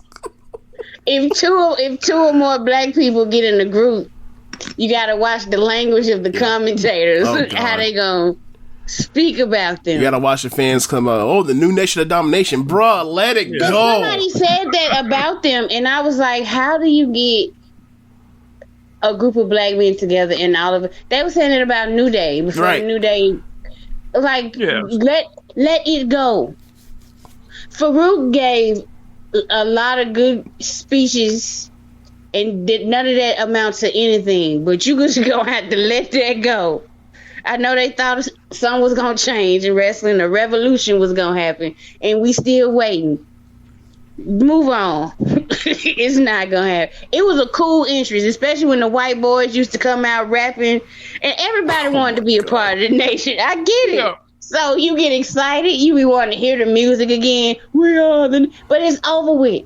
Oh, I used to love the nation. Who didn't? Like a little black kid having these, and Farouk came out there and basically was like being honest. Hey, was Farouk Umar Johnson like 20 years ahead of time? Stop! You stop this right now. You know what? That's why. This is One Nation Radio. We gonna be okay because our people that are like that, Umar, we turn him into memes. We don't make him the leader of nothing. This dude is homeless. But the flip side of him is in the White House. You see what I'm saying? But now I don't like when like they were comparing Private Party to Street Profits. Street Profits. And I was like, you know, I was like, one, those Private Party dudes are like 10 years younger than the Street Profits. Right. Those are completely different dudes. And two is like, one group is a bunch of two skinny dudes that fly and flip around like very, very well. The other one has what's your boy name with the headband? D'Angelo Dawkins, who is basically a goon. Like his character on WWE television is a goon. Like he has a background as a former football player and an amateur wrestler, but like as in the Street Profits, he is the muscle. Like he will spear you and then he brawls. Like that's his thing. There is nothing congruent between those two except for the color of their skin. Those two athletes except for the color of their skins. And they drink. That's it. But like we don't compare beer money to Steve Austin all the damn time. Right. It's like black people if it's like, oh, you know Tyrone, he's into this too. You guys are practically twins. What? Because we like one of the same thing. Yeah. And also, I think with the Street Profits and Private Party, like Street Profits are more like young party guys, and I see Street Profits as more like hustlers, kind of. Right. But you know, it's nuance, and you know, it's lost once you see melanin. It's just a we're not allowed to. Does not compute. We're not allowed. We were not allowed to have any nuance. If we can't remind you of something, or put you in a box. Yeah. But I don't like the comparisons. I want to see. I don't know what's going to come of this group because there's so many groups. Like there's, was it Retribution? Oh my god! Conspicuous by their absence. I want to talk about it a little bit because I'm lost. I've seen like masked people. At first, I know they were copying off of the protesters. Yeah, Antifa. Yeah, they're. And I'm saying if you want to do that and make them heal, you have to have a direct target or something. Like a retribution would have worked when the authority was in power. But like, as I said, there's like really no person really running the show. Mm-hmm. It's just. But since this is a propaganda company, there's no one to they're not going to cast themselves as the one to be rebelled against. It's just these people are evil. Right. And I think it's also a point that there seems to be no purpose. Right. Mm-hmm. There is no purpose. It's like, I think people are like, well, what are they doing this for? I mean, because it's a billionaire who's upset that windows are getting broken. I don't know. Ask him. why these people just trying to get some TV time. Yeah.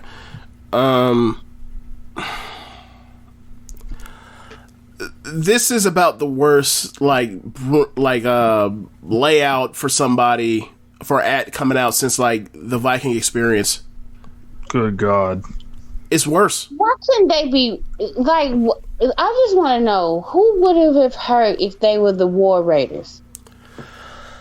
I don't know. Whatever thing. Like Vince wanted to make it his own. It's like the thing for me is like, if you were gonna change the name, why didn't you change the shit when they were in NXT? You know they were like, did you not know they were coming up? Well, you know, like this is the thing that always gets me annoyed when it comes to NXT to main roster call ups. Is like you have Triple H being told or just flat out lying to us, which is I think is a part of both, about like the way things are ran backstage. While things happen and just like, no, bro, that's not the case. Like the one with NXT call-ups was that we don't want to really call up anybody unless they have months and months of stuff lined up for them or whatever. And it's like that rarely is ever the case. Like that may have happened like 4 times out of the dozens and dozens of call-ups of the last like 5 years. So like it's so annoying for me when it's like, all right, this person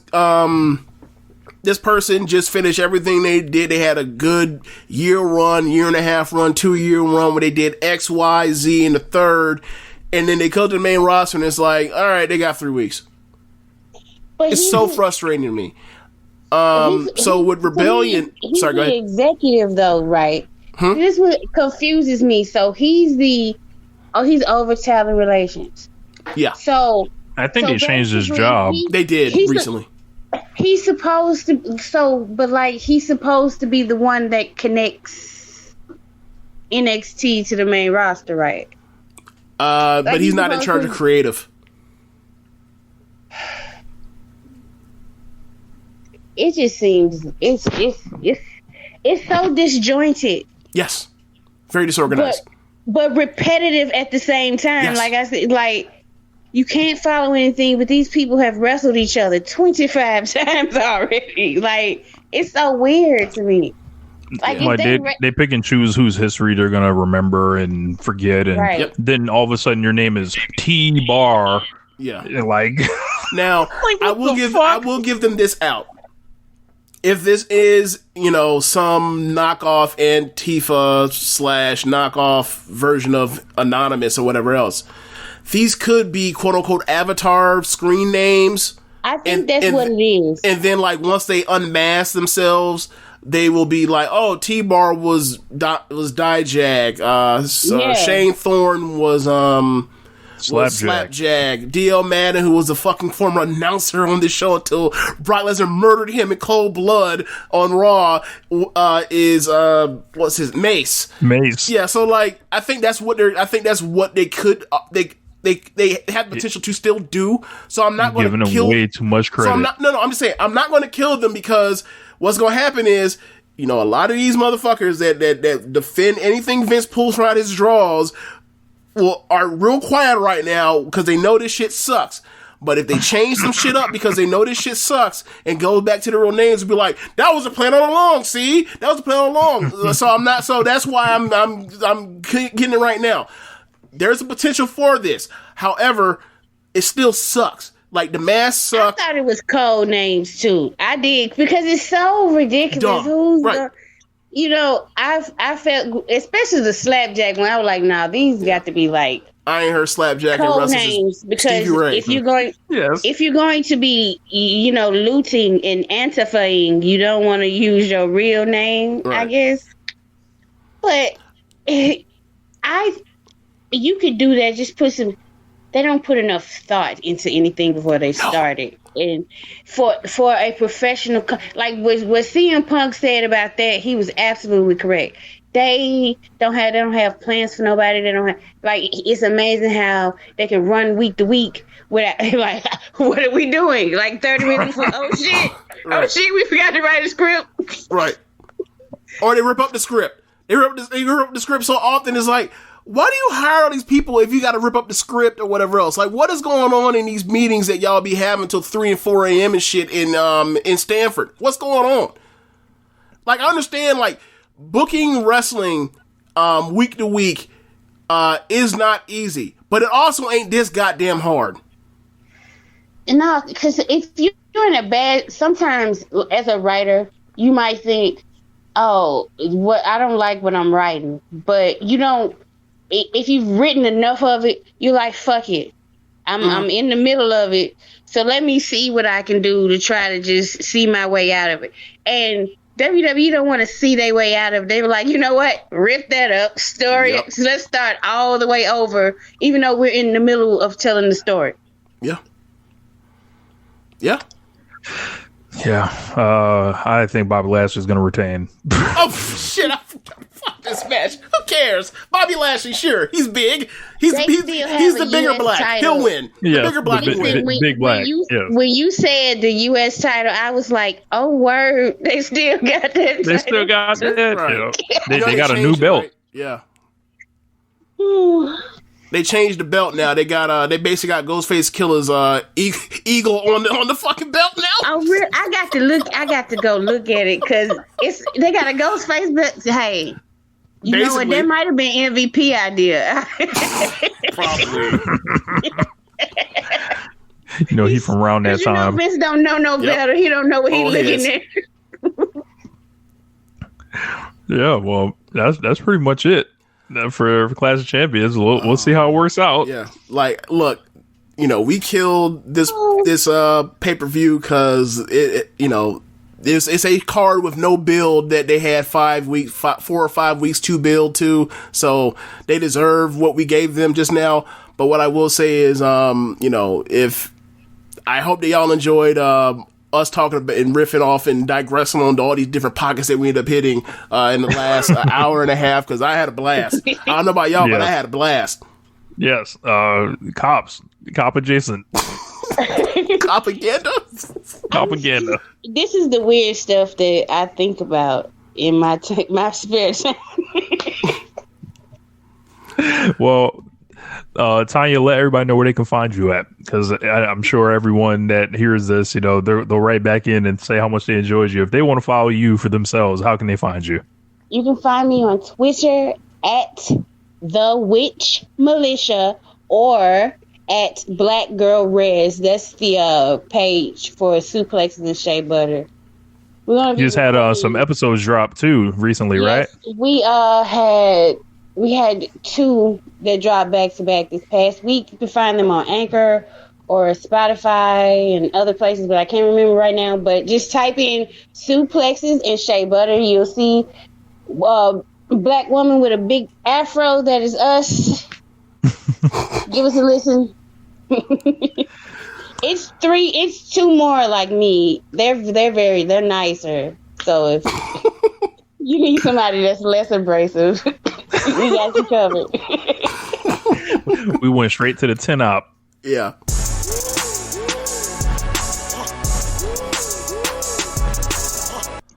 Welcome back to part 2 of the show. We're going to cover Stardom and the 5-star Grand Prix finale, and talk about the tournament, because we missed a couple weeks of it just because of the release schedules of when our show came out versus when the show's actually made it to Stardom World. So we're going to bring on our friend Zack Porter. That we recorded this portion of the show before we got to Tonya, but Rich, there's only one thing that we got to do, so we haven't done it in a while. So James, hit the music.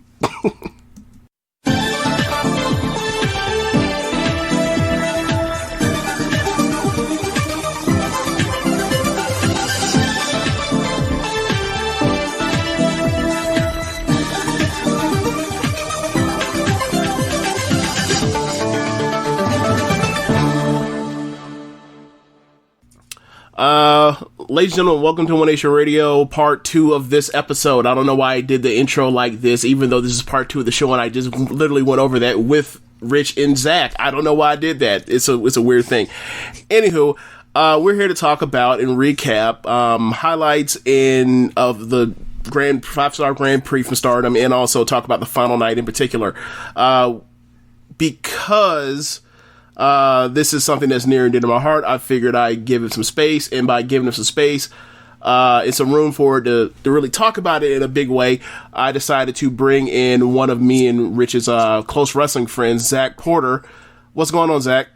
Not too much. How you guys doing? Doing pretty good. Chilling, man. My brain is fried because I've watched 4 episodes of G1 in the last 24 hours, but we're gonna make this work. So, Zack, Rich, thoughts? What are your main thoughts, if any, about the the Grand Prix this year? Zack, you can go ahead first. I gotta say, it's been so spread out. It's been hard to follow. Obviously with those positives, COVID positive tests that they had at the beginning at mid-August, mid-August or so. It's kind of been hard to follow. Of course, I know you guys are following NBA playoffs. I'm following hockey playoffs, and it's just been hard to follow. But hey, I tuned in at the right moment. This last night has been really, really good. Okay. Yeah, Rich, I believe your experience with Grand Prix this year is pretty much like the first weekend, right? Yeah. What were your thoughts on it? I thought it was pretty good. To get started with, I would like to take a victory lap here for getting the winner correct. Not all the time you predict the winner in something. So Big U, proved your boy, make your boy look smart. From a distance. Smart from a distance. Yeah. I can't remember what your secondary pick was, but Utami was my secondary pick, and I thought that she was going to win the blue block. Yeah, it just makes sense. I think it was the right winner. I think it's a nice story of, this is more or less about her 2-year anniversary. When she first came to the scene in a big way, she made it all the way to the final before she lost to Mayu. And, last year, it seemed like she may have been in contention or been the front runner to win it until she broke her hand again. So I'm glad that she was able to stay healthy. I was glad that everybody more or less, stay relatively healthy going through tournament wrestling this time around. Last year was, she dropped, so did Fiona. Because she ended up separating her shoulder.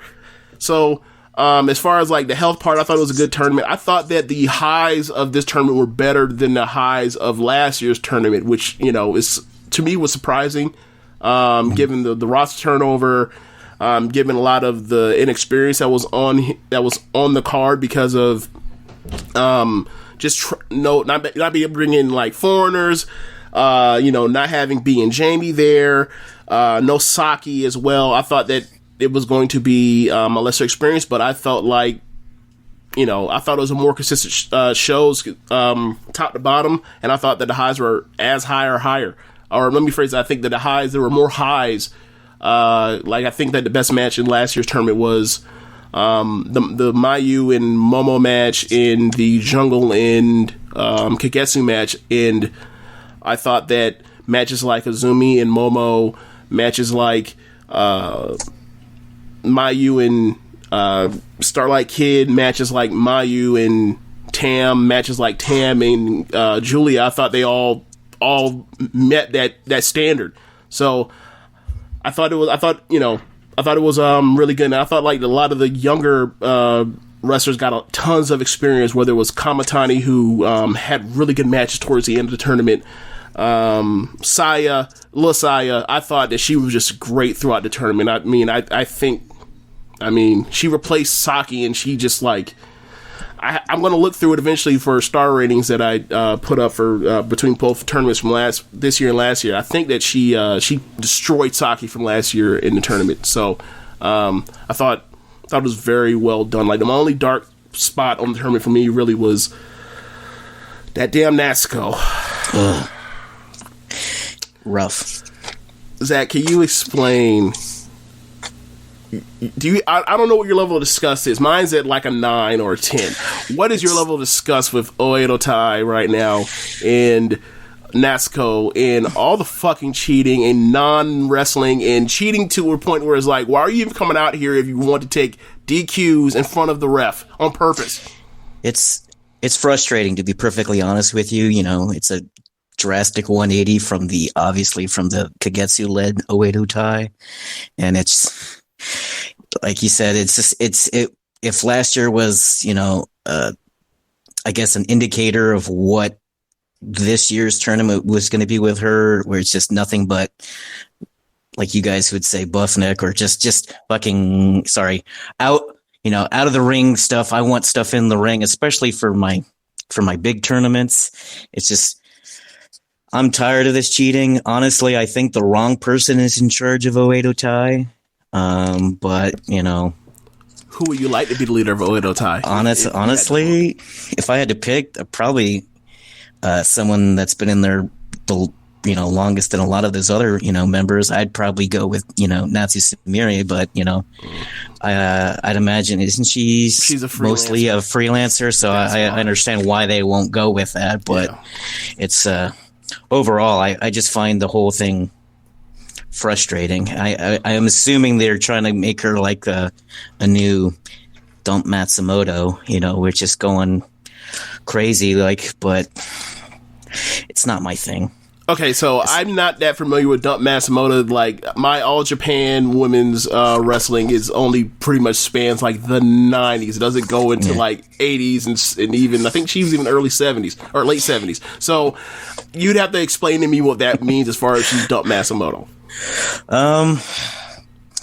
It's just from what I've seen and everything like that, between her and Bull and everybody else in the 80s. It's just kendo sticks, weapons, outside stuff. It's Plunder.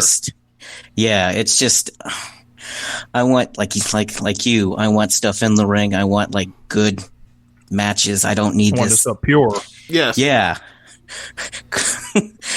Bro. Like nobody wants to watch tournament wrestling when like there's somebody in the tournament that is literally on purpose choking somebody, hanging someone with a chain over the top rope for the ref to find them and throw the match out 3 different fucking times in the middle of a tournament. Like, get the fuck out of here with that nonsense. Real. Like, what? If you're as bad as the Tongans were like in 2018. But the thing is, right, at least in New Japan, the ref has leniency to where they just won't count whatever pin you use right there, and they'll let the match play out because they don't want to do DQs, right? Yeah. They really do DQs. In Stardom, if you're on that fuck shit, they will give you one chance, and if you pass that line, they will throw it out immediately. So it's like, you have to change something here. Something has to change. Where either you need to allow the person that's getting wronged the chance to overcome, or like Natsuko needs to be punished or not put in matches because she's an idiot.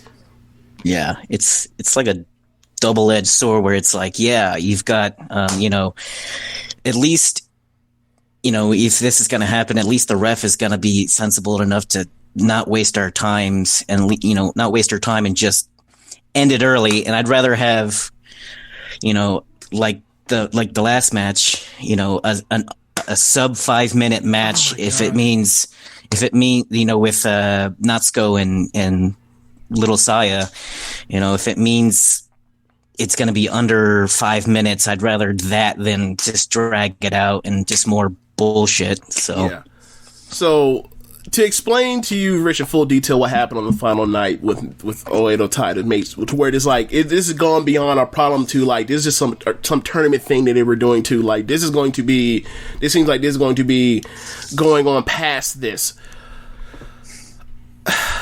In the structure of the show, it was Natsuko versus Lasaya. Lasaya was a last second replacement for Saki, because Saki ended up having some issue where she couldn't wrestle. Y'all make whatever guesses y'all want to as to what was wrong with her. I'm not getting into that. So we get to the final night and they have a match, and then at the end of it, she chokes Lasai out with a chain. And then the next match is Jungle versus Momo. So Jungle comes out and tells Natsuko, knock it the fuck off, get out of here. And then she gets ready for her match with Momo. Now this is supposed to be one of those free matches because like Momo and Jungle had basically been eliminated from contention to win the block. by the time their match started. So they're going and they're having their usual great back and forth for the first 5 minutes of it. And you're like, all right, I'm ready. Let's go ahead and get the fours up, that sort of thing. And then all of a sudden, Oedo Tai comes back out and fucks up that match. Ref throws that match out as a no contest. By that point, I'm 38 hot. I'm like, you have robbed me. You have robbed me. You have stolen from me. Yes, you have stolen from me. I'm like, I've had enough of this. By the way, early in the match, when they the match before with Lasaya, B came back or showed up first time and attacked her with a rough back turn with a V trigger, and then came back later to beat up Momo as Natsuko and Saki are beating up Jungle in the ring. And that was all basically used as a prelude or a precursor to get towards where they want to go, which is the Yokohama shows that they had that got canceled because of the two people that got COVID. That got moved to October 3rd, so in a couple weeks or next weekend or whatever the hell it is. So one of the match on the card, actually no, that match actually got moved. That was going to be a match where like if it's going to be Oedo Tai versus TCS. If TCS loses, they were going to be disbanded. So they moved that match to the Corkin Hall show that's on Monday, and it is called a captain's match. It's a trios match, and basically there are going to be two people on each team, or one person on each team designated as a captain, and you can either pin the captain for one fall or pin the other two people to win the match. Gotcha. I like that. So yeah, and then if TCS loses, they'll be disbanded. I just want to give you a quick heads up. I believe that the show right after, or like a week from then, you have Mayu and Jungle in a tag match together. So, I wonder if they'll be disbanded and then Mayu will put Jungle back in Stars. I wonder. But anyway, the other side of that is B beating up Momo. And Jamie was the SWA champion. It's basically Stardom's international belt, where they put it on Toni Storm, they put it on Jamie Hayter, and they say, you're representative of Stardom, go have defenses elsewhere or sometimes here with the belt. Jamie is going to come back to Stardom eventually, but they stripped her of that belt, and they're going to have Momo versus B at the Yokohama show on October 3rd for that belt, for that vacant belt. That's what they did to get out of it. But before that, you had matches where the chain is used in every single match against Azumi, against Maika, against Momo, against Utami, against Jungle, and I'm just like, enough with this fucking chain, enough with the cheating. Like So damn those chains. Yes, damn that chain. That particular. Actually, no, it's damn those chains. There was one match where she brought her own chain out, and then went underneath the apron of the ring and pulled another chain out. I was like, "Are you?" 2 chains. Oh my god! Yes, 2 chains. Literally 2 chains. But enough about Natsuko. Whatever. She can be an okay wrestler. They have her doing that. It's de-hancing the act. It's de-hancing everyone to watch her. This sounds awfully familiar. Yeah. But the thing is, right, she won, I think, 6 points. Do you think that... At least she wasn't, the red and white champion concurrently. Double champ? No. Yeah. Thank God. Yeah. So, enough about her.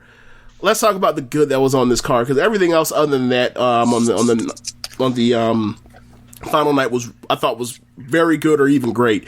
So going into the show on the Blue Block side, the Blue Block had some changes. Obviously, a bunch of things got moved around because dates got canceled because of the cancellations. But it was also thrown into a loop because Shuri had to cancel on 1 weekend worth of shows because her mother died, like the day before that weekend. And so she had to pull double duty that on the final night. And so which meant also that Micah had to pull double duty.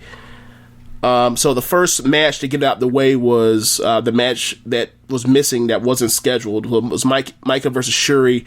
They went out there and they beat the shit out of each other.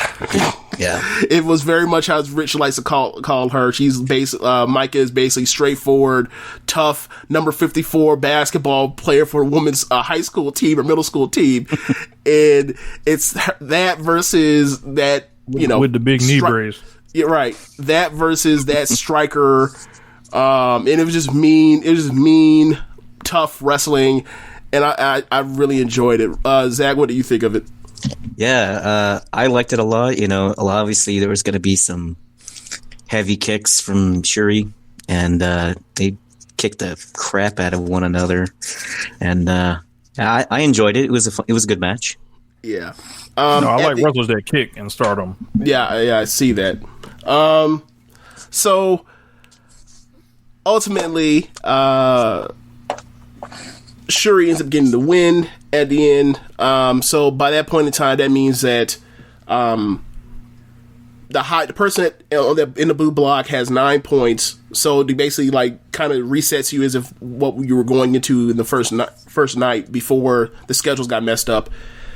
You would have been basically going into it with Utami at 9 points, with Shuri and Micah at 8 points, and Momo may have had some way to play herself in because she had 7 points and had a draw with Utami, so maybe they could have ended up tied and they would have figured out whatever the second tiebreaker is. But you know how that is. They're never going to explain that. But that she was somehow still alive. So Utami lost to Micah. So they had to. So Utami had to win and make sure that had to basically end up 1 point in front of Micah, and then Shuri just beat Micah. So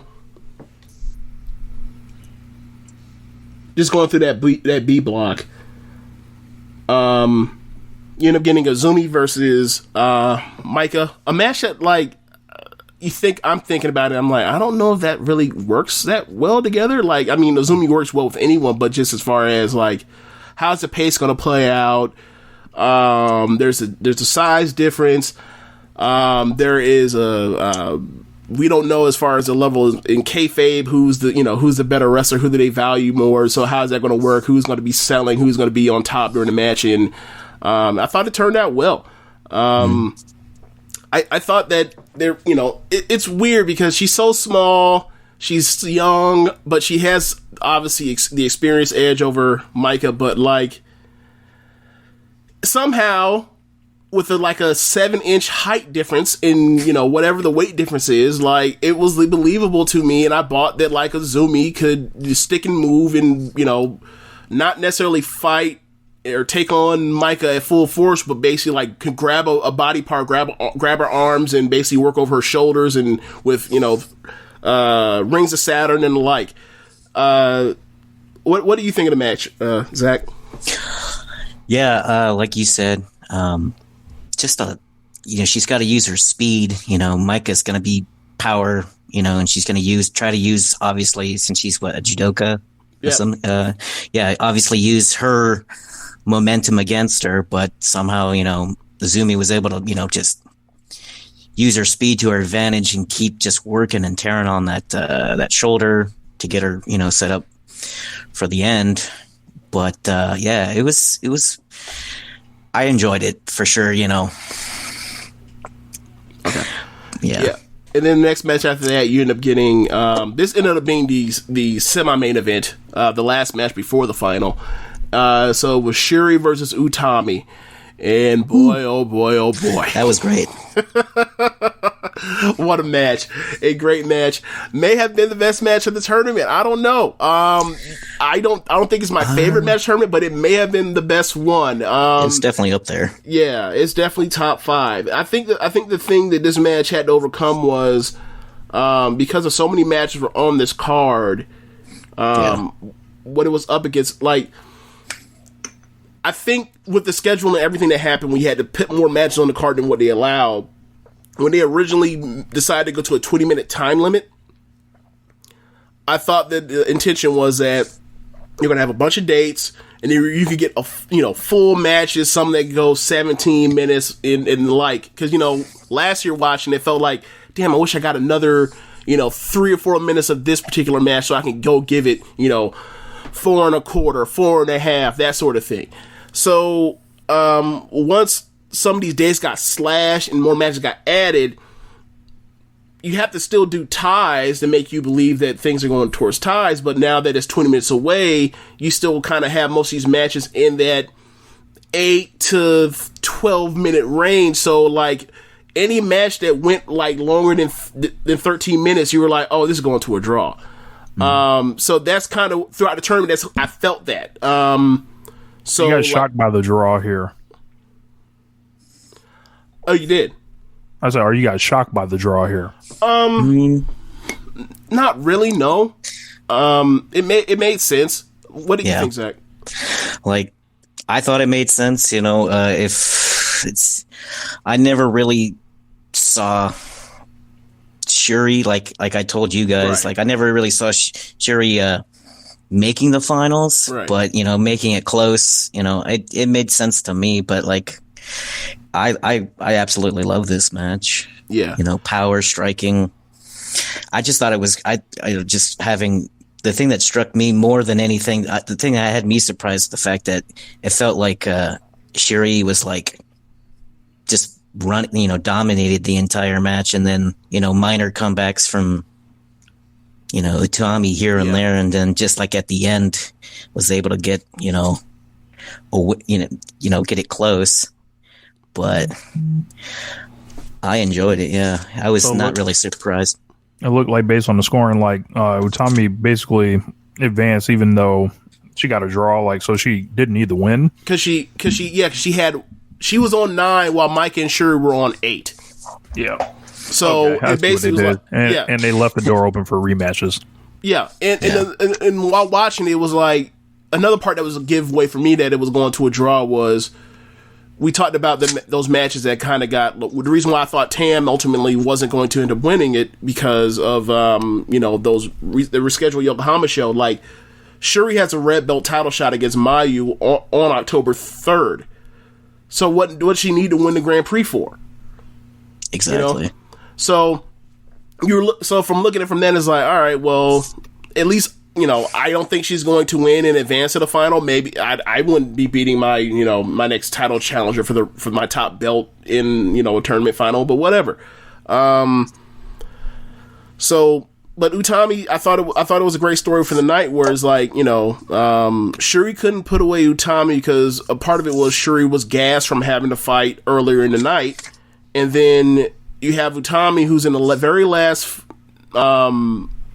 block match.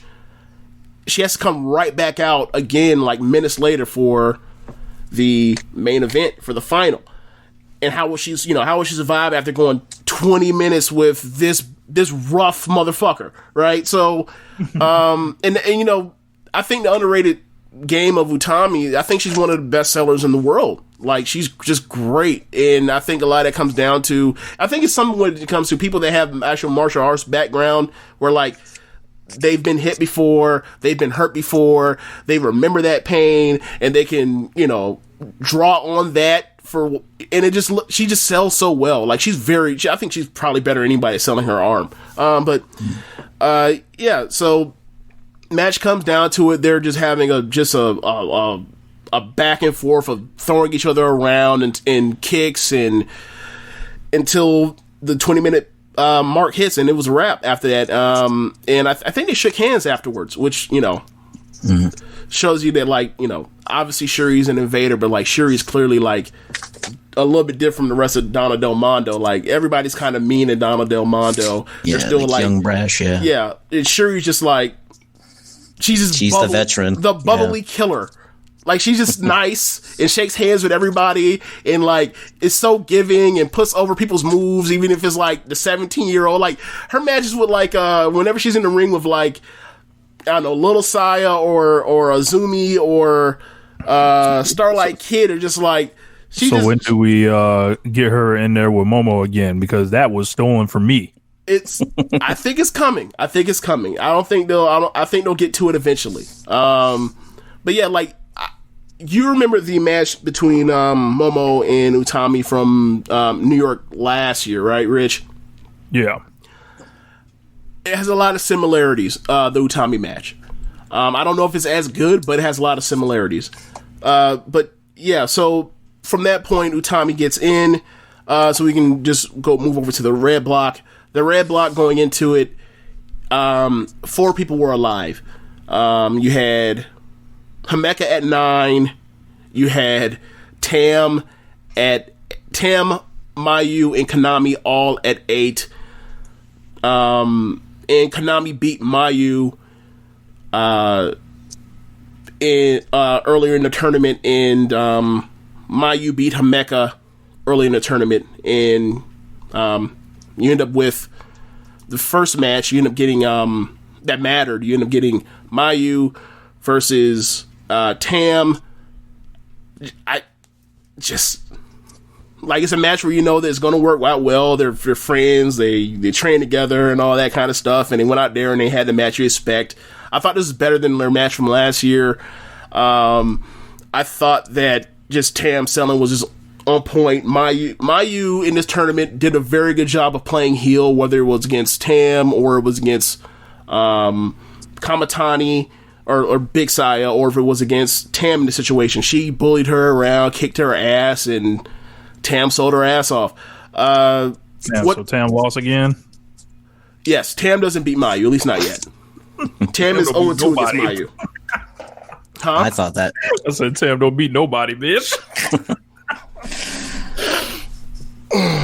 Okay, so I don't know how to respond to that. Yeah, but what do you think of the match, Zach? I thought, honestly, like, watching this match so fresh in my mind, I thought this, honestly, was probably the best match of the Grand Prix. I just thought they just, right off the bat, you had the Mayu neck bump. Oh, yeah. First German suplex. It's just like, turn away for a second, but this match ruled. It was just back and forth, and that ending sequence I really enjoyed, where it was like, that was so good.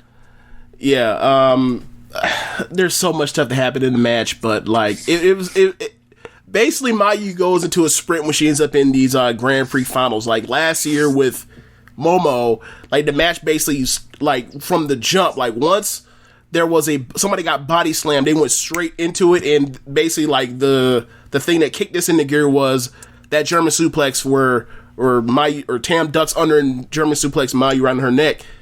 Just kicks, knees, dives, Hurricane Ranas, head kicks galore.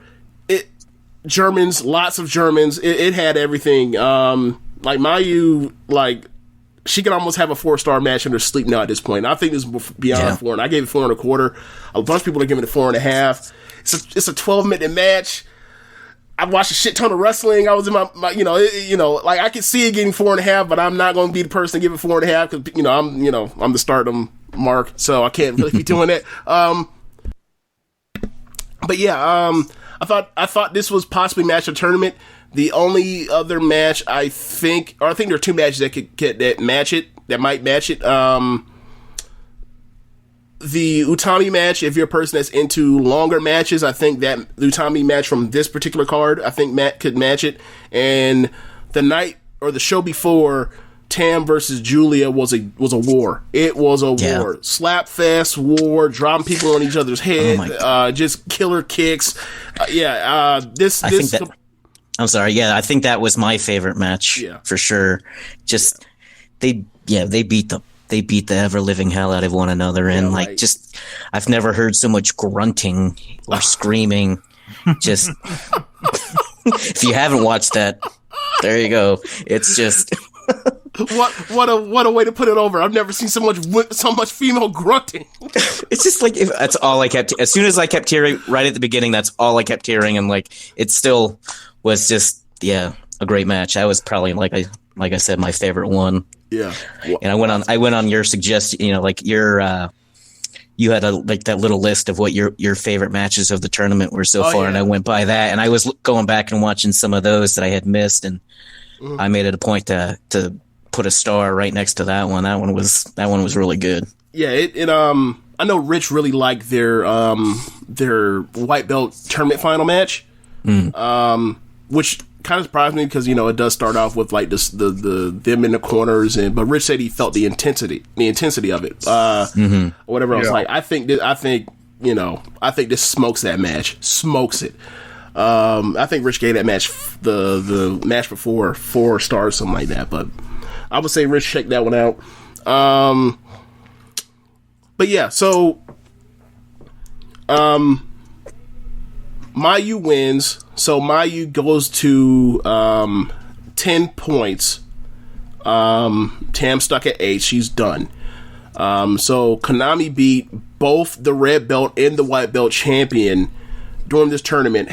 She has 8 points. Himeka has 9. So at that point, Himeka versus Konami is the next match. The winner gets to the final. So this match for me was a good match, but I thought that a year from now, this match will be a lot better. I thought that Himeka had issues with her selling, and it just all of the arm work that Konami is doing that she does to everybody, it just didn't feel like it was working. But she's so good that it works, but not like you get the last gasp submission near fall type of thing. I never bought that when they were working on throughout that match. But at the end, Himeka ends up I think almost like powering up out of a arm bar and then just running power bombed her. It just smacked her on her shoulder. It's like, honestly, it's that running power bomb is one of those moves in Joshi. You just don't see that often, and I'm always afraid of what she's gonna do again. What she did to Julia, gave her a concussion or rattle her brain. But rattle her brain. But I still pop for that thing, man. I love that. Yeah. So then Himeka won earlier in the show. Utami comes out in the last block match and wins. So it is the two people that went in with the highest point total going in. There's no last second upset. It is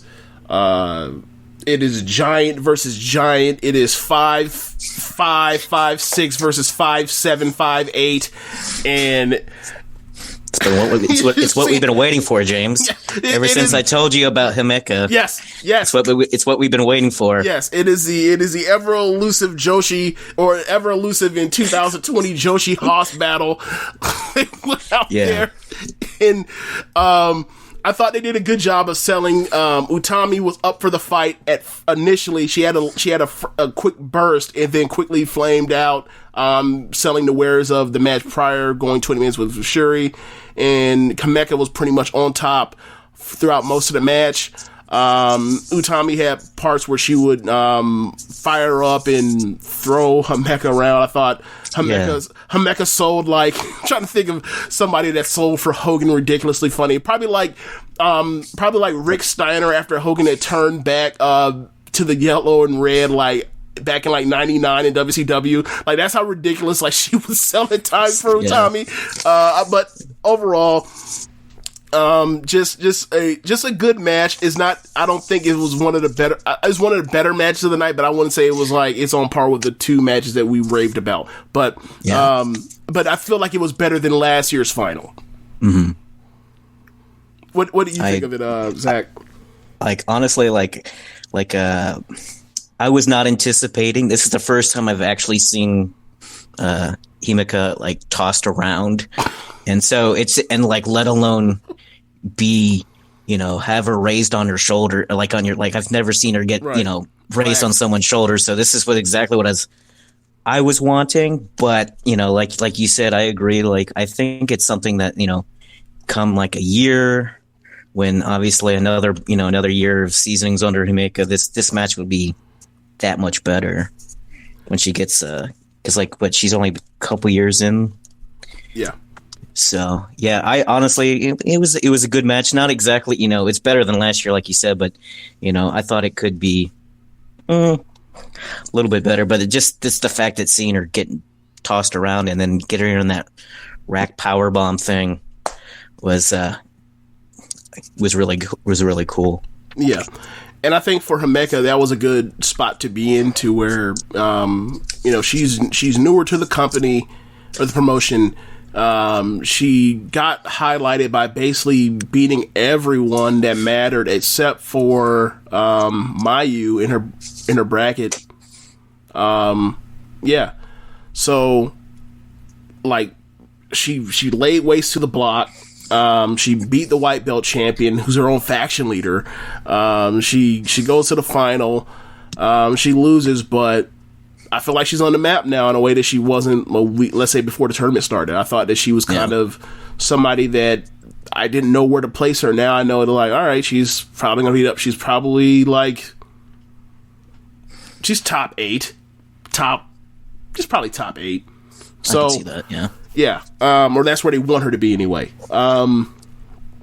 But yeah, that was the end of the final. I think Utami wins. Utami gets the basically like what the winner of the New Japan Cup gets, with like you get the crown, you get the robe. Dude, that thing was King of the Ring-esque. Ugly. Yeah. Utami. Yeah, she challenged. She said she wants the red belt winner, the eventual red belt winner between Mayu or Shuri. They both come out. They go face to face and everything. And then she walks off to the sunset with, she's the 9th winner of the tournament. So the next show after that was on Tuesday that they had, and they ended up having a a trios championship match between Donna Del Mondo, the 3 champions, Julia and Micah, and Shuri versus Stars, Tam, Mayu, and Starlight Kid. Rich, who do you think took the pin in that match? Tam. Starlight Kid, come on, man. Okay. I watched a match the other day. Very good match. Probably like 3 3/4. Went like 22 minutes. A lot of it was based on Tam and Julia's wars that they've had. Like, this might be depending on what happens on October 3rd, like this might be a feud of the year contender. It probably already is, but that might solidify it. It's definitely the top thing in Stardom this year. But anyway, it was just, the championship preview match, or previews of both matches. So Shuri in there with Mayu at times, is Tam in there with Julia at 2 different points. They end up getting, the end of the match ends up with Starlight Kid isolated in the ring with Julia. Julia finished her off. Yeah, so that's all for Stardom. Quick question for you guys. Obviously after the Red Star match, after Death Yama-san and Julia, obviously Julia announced the upcoming new member of DDM, Donna Del Mundo. Right. So you guys have any thoughts who that's gonna be? Okay, so there's gonna be 2 people that are gonna debut not debut, but appear on Stardom that are not announced. There's another match on on that same card where the next Donna Del Mondo member is. So as far as Donna Del Mondo, I don't know. Natsumi Maki from Tokyo Joshi Pro and Act Rest Girls, like she is done with Tokyo Joshi Pro, so that could be a spot. And she's done a Grand Prix before, like I think 2017. The problem is she doesn't really vibe with the Invader. She doesn't really vibe with the Invader thing for Donna Del Mondo that they have going on. Like, you can't have her like next to Julia and Micah and Himeka with like bright clothes and she's smiling and twirling a baton and doing somersaults to the ring. Like, that doesn't really jive. Yeah. So I don't know who. Like, that'd be my first pick because I really like her. I loved her match that she had on January 4th with Sari for Tokyo Joshi Pro. But I'm not sure. I'm kind of at a loss. Who do you think it'll be? Like, personally, I'd love to see Sariano, another actress girl freelancer. So we just go, so are we just, what we're doing now? Like, Stardom is taking everybody that was ever good in Act Rest Girls and just moving them to Stardom. I tell you what, man, just funnel them in. Their school, I guess, whatever they're drinking down there, it's working. They get as soon as they contract's over, they're out of there. It feels like, I don't know, whatever Hota's, doing down there, but I'd like to see Sariano. Being the fifth member, she seems too big for, a group or something like that. Then again, she's part of, what's her name? Ozaki's group, but I think she might make a good fit. I know you were talking to me about, you were like, what's Reika Saiki doing? Yep. And that would still be a stretch too. I think she can be better at doing it than Natsumi though. Yeah, and I know there's that other name that was it Mina Shirakawa, but I don't see her. Oh no. She's like you were asking me how she is like. I'm like, I don't think she'd fit. She wouldn't fit for sure. Yeah, like think of how many good matches Julia's had to have this year for people to kind of get off her back, and people are still giving it to her because of the push she's getting, obviously. But it's like she's out here, she's had as many good matches as virtually anyone except outside of like Mayu this year in Stardom, or probably Momo and Jungle, but whatever. And like I saw Julia in Ice Ribbon before, and I thought she could have great matches, and she's doing that in Stardom now. When it comes to homegirl from Tokyo Joshi Pro via what was the other promo she was from before she got to Tokyo Joshi Pro? It's called like wasn't it called like the lingerie women's wrestling thing or whatever? God, she is a what is it, Gravor? Yeah, Graver or Grabia, basically, whatever. She's a swimsuit model. Yeah, she's basically a swimsuit model. No knocking against it because a lot of people came from that. Like the biggest star the biggest star that this company ever had was one, but it takes a level of dedication and blah blah blah blah blah. You get my point. And I'm not saying that she's not there, but she's not there yet. I've seen her before. She's alright. But if that's what they want to do, I'm sure she'll draw whatever.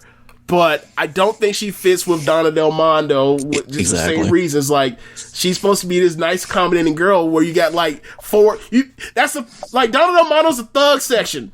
Yeah.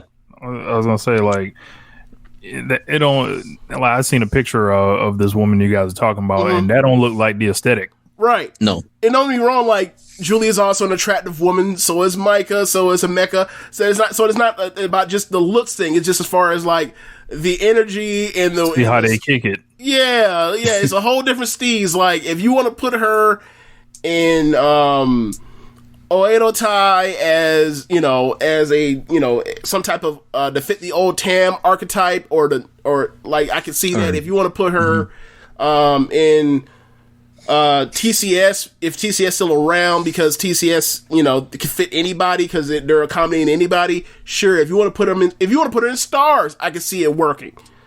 But Queen's Quest, Donna Del Mondo, that is too ruggish and thuggish and roughneck. It's too thuggish, ruggish bone out there. Yeah. Like it's too. Those two don't really work in my mind. I don't see it. Is there anybody else that we're forgetting that we're just not mentioning? How about this? Like, I just now thought of this. Like, I'm thinking, because that TCS disbanded, group disbandment stipulation, that one's on Monday.